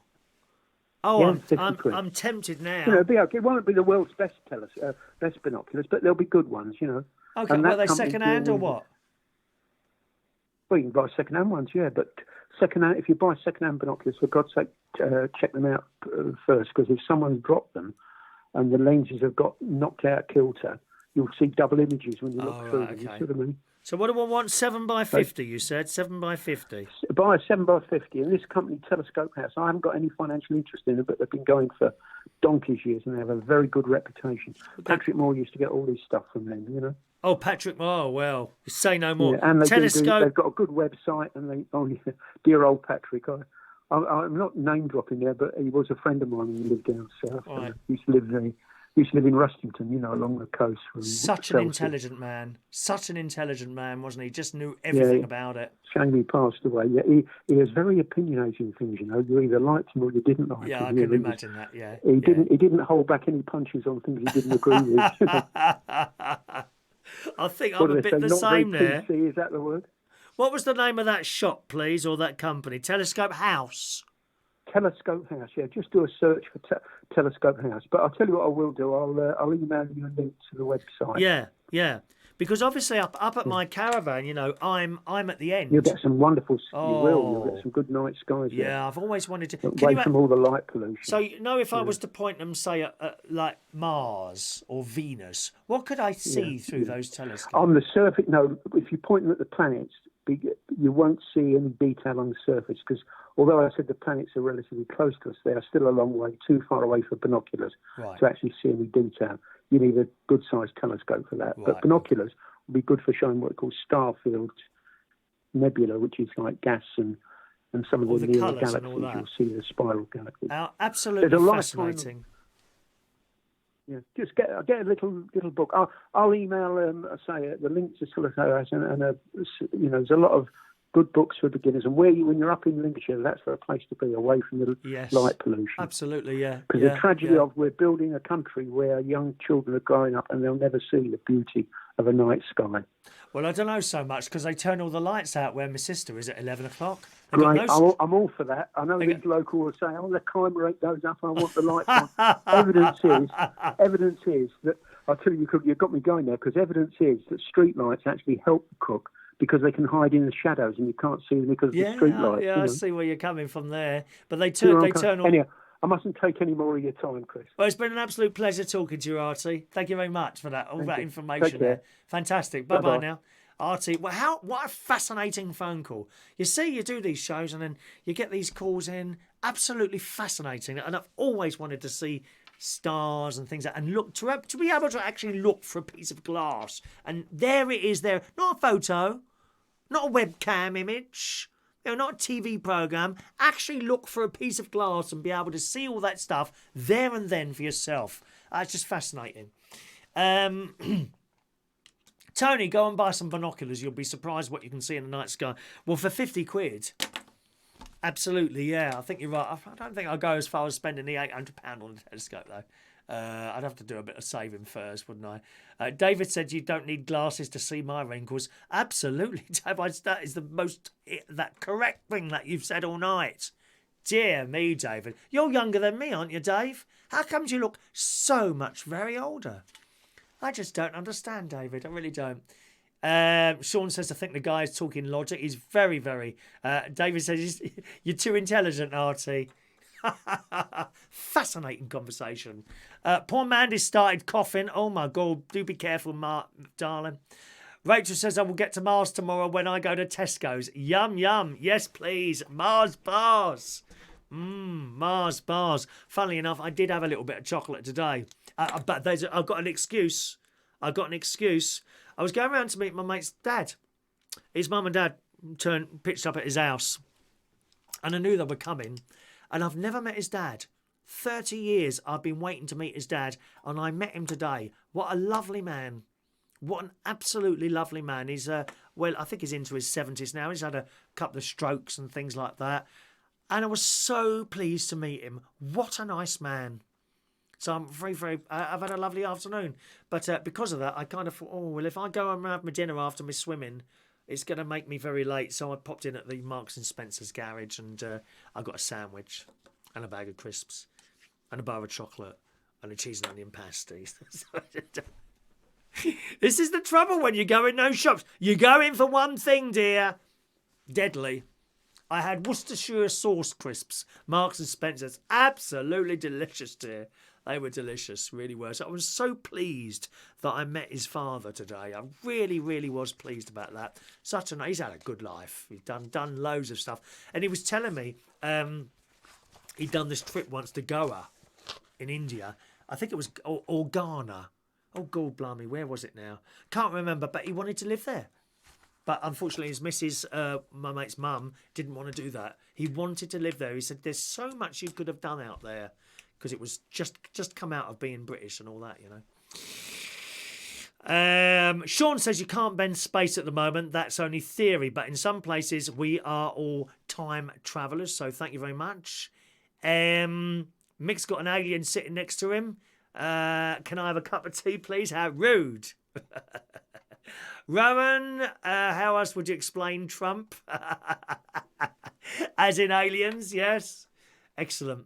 Mick's going to come round to the Lincolnshire television studio for a short break. He's going to be a guest on the show. Oh, no, I don't know about that. Guests on the show? I think you need to be an international celebrity. Thank you very much. Thank you very much. All righty, what's the time?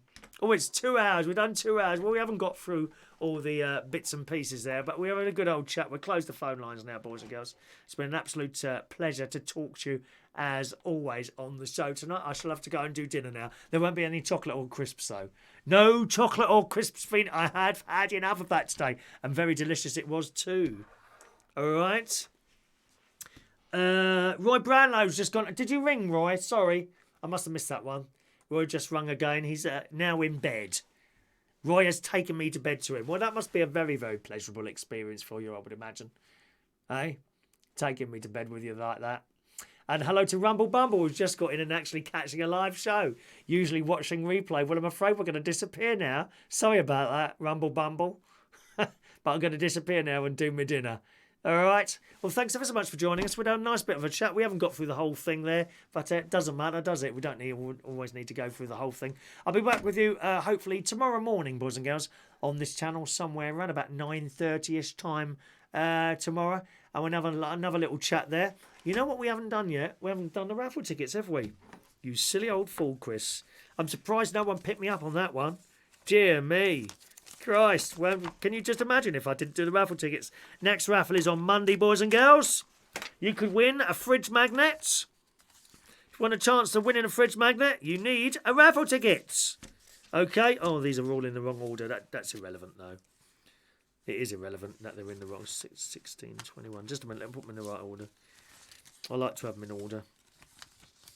People with OCD go mad if they're not in the right order. Oh, it's not in the right order. It's irrelevant, actually. Right. Next raffle's on Monday. Who wants a raffle ticket? Let's do it, baby. One moment. There we are. There you go. Mick Davenport. There we are. Here he is. See? First one to moan. No. Moan. If you didn't like it that much, you wouldn't be there. Mick Davenport on the karaoke, all he did, especially at the beginning of the night, moan and moan and moan. He moans and moans. 3.5 hours later, he's still there. Can't be that bad then, can it, Mick? Mick Davenport, ticket number 716. Matthew Van, 717. Fran Green, 718. Make sure you say ticket, otherwise I don't know you want one. Not everyone wants a raffle ticket. Just remind the gang, if you're a silent viewer, just email me in. I'm very pleased to give you a raffle ticket as well. You don't have to come up in the chat. That's perfectly all right. There's more of you there than there is in the chat box. You ever want a raffle ticket, just send us an email. I'll reply to your email with your ticket number. All right, my darlings? Especially you. All right? Fran Green is there. Michael Pullman, 719. Colin Coates, 720. Tony King, 721. Thank you, Tony. Mandy Davenport, 722. The time goes so quick sitting here. It really does. So quick. Sorry, was that Mandy? There's Mandy. Roy Brownlow, 723. Roy Brownlow, 723. Oh, where's he gone now? Diane Jebb, 724. Colin K, 725. Lee Toby, 726. Yvonne Lemon, 727. Rumble Bumble. Sorry, sorry, Rumble. Too late. Never mind. Rumble Bumble. 728. Mari. Hello, Mari. 729. She's still there, Mari. All right, darling. Mari, 729. 730 for Michael Lawrence. Michael Lawrence, 730. Matthew Van. We've done Matthew Van, haven't we? There he is. Matthew Van's already done 717 for Matthew. BB. Have I cheered you up? I didn't know you were you a little bit down as well, Roy? Sorry. There's a few of us down at the moment. I'm not down, to be honest, at the moment. I'm all right at the moment. Believe me, I go down. You'd never know. I would never tell you that I was down. I just wouldn't. But I do go down, you know. I think it happens to all of us, really. It's awful when it happens, that blooming... you know what I mean. Those of you that have got it, that grey bloody cloud that comes down on top of you. Ain't it awful? Oh, just horrendous. And you think it's never going to lift, but you tell yourself it does lift because it has done before, so it will. You just got to sit it out sometimes. It's horrible. Horrible. Michael Lawrence. Where's Michael gone? I lost you. Where have you gone there? Oh, there's Michael Lawrence. Matthew Van, I've done. Sean, thank you, Sean. 731 for Sean. Adrian Richardson, 732. Intergalactic ticket, please, for David and Hemel. 733. Hello, Simon. 734 for Simon. Simon Gilman. Is that everyone? Let's have a look. No, we've got another couple there. Simon Gilman. Heidi. There's Heidi. 735 for Heidi.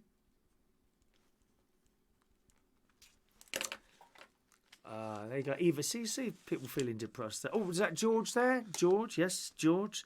736. 736 for George.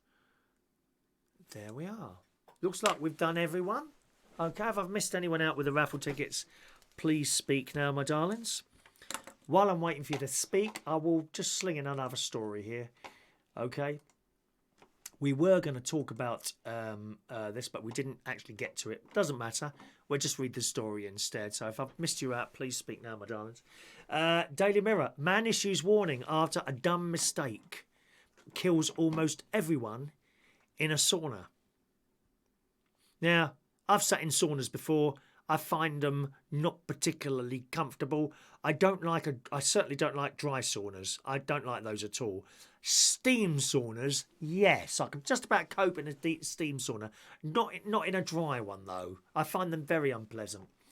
Well, a man who attempted to heat up the sauna in his gym made an oversight which resulted in everyone running out, wheezing and coughing and dry heaving.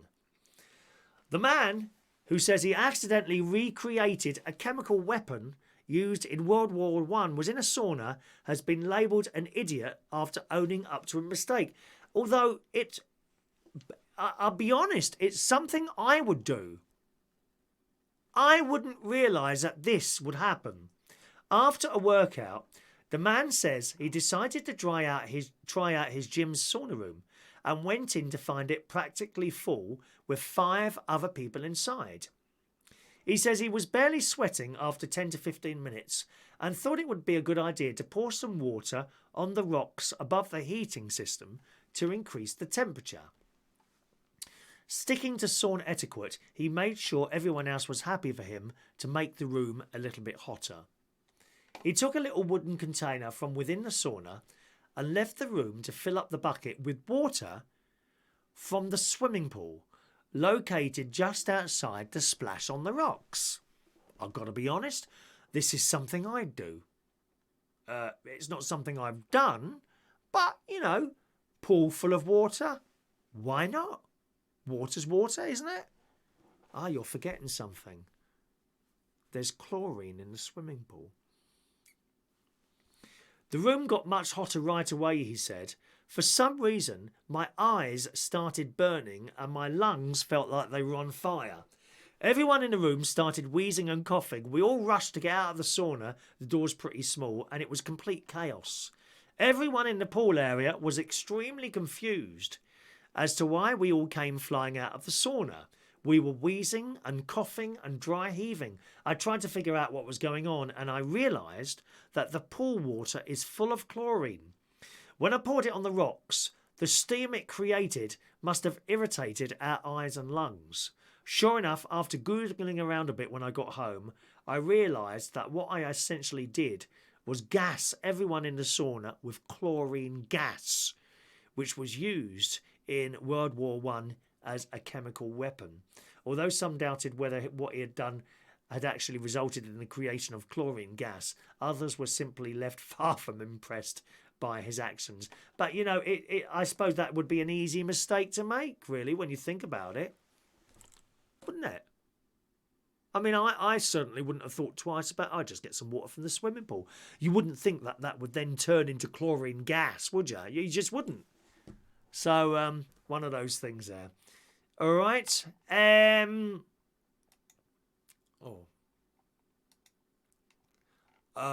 Right. Did I do everyone's tickets? I think I've done everyone's tickets there. Weird City loves a sauna, so does David and Hamill. There we go. We're done. Right, we're done. Okay, doke, boys and girls. Thanks ever so much for joining us on our Thursday night show. Back with you again tomorrow morning, somewhere between sort of 9:30 and 10:30, I suppose, somewhere around then. Hello to LaBelle. Hello, LaBelle. Let me give you a raffle ticket. 737 LaBelle. All right. 737 for LaBelle this evening. And we're done. So I'll see you again tomorrow morning. Enjoy the rest of your evening. Don't forget, boys and girls, if you want a really good laugh, go and turn on your Netflix now and watch a film called The Hustle. It's hilarious. The main characters are two ladies. It's so funny. You laugh a minute. You will love the one-liners they come out with. All right, so once again, go and watch The Hustle on Netflix. See you again tomorrow morning. Have a nice evening. Thanks for watching and listening. Bye-bye now.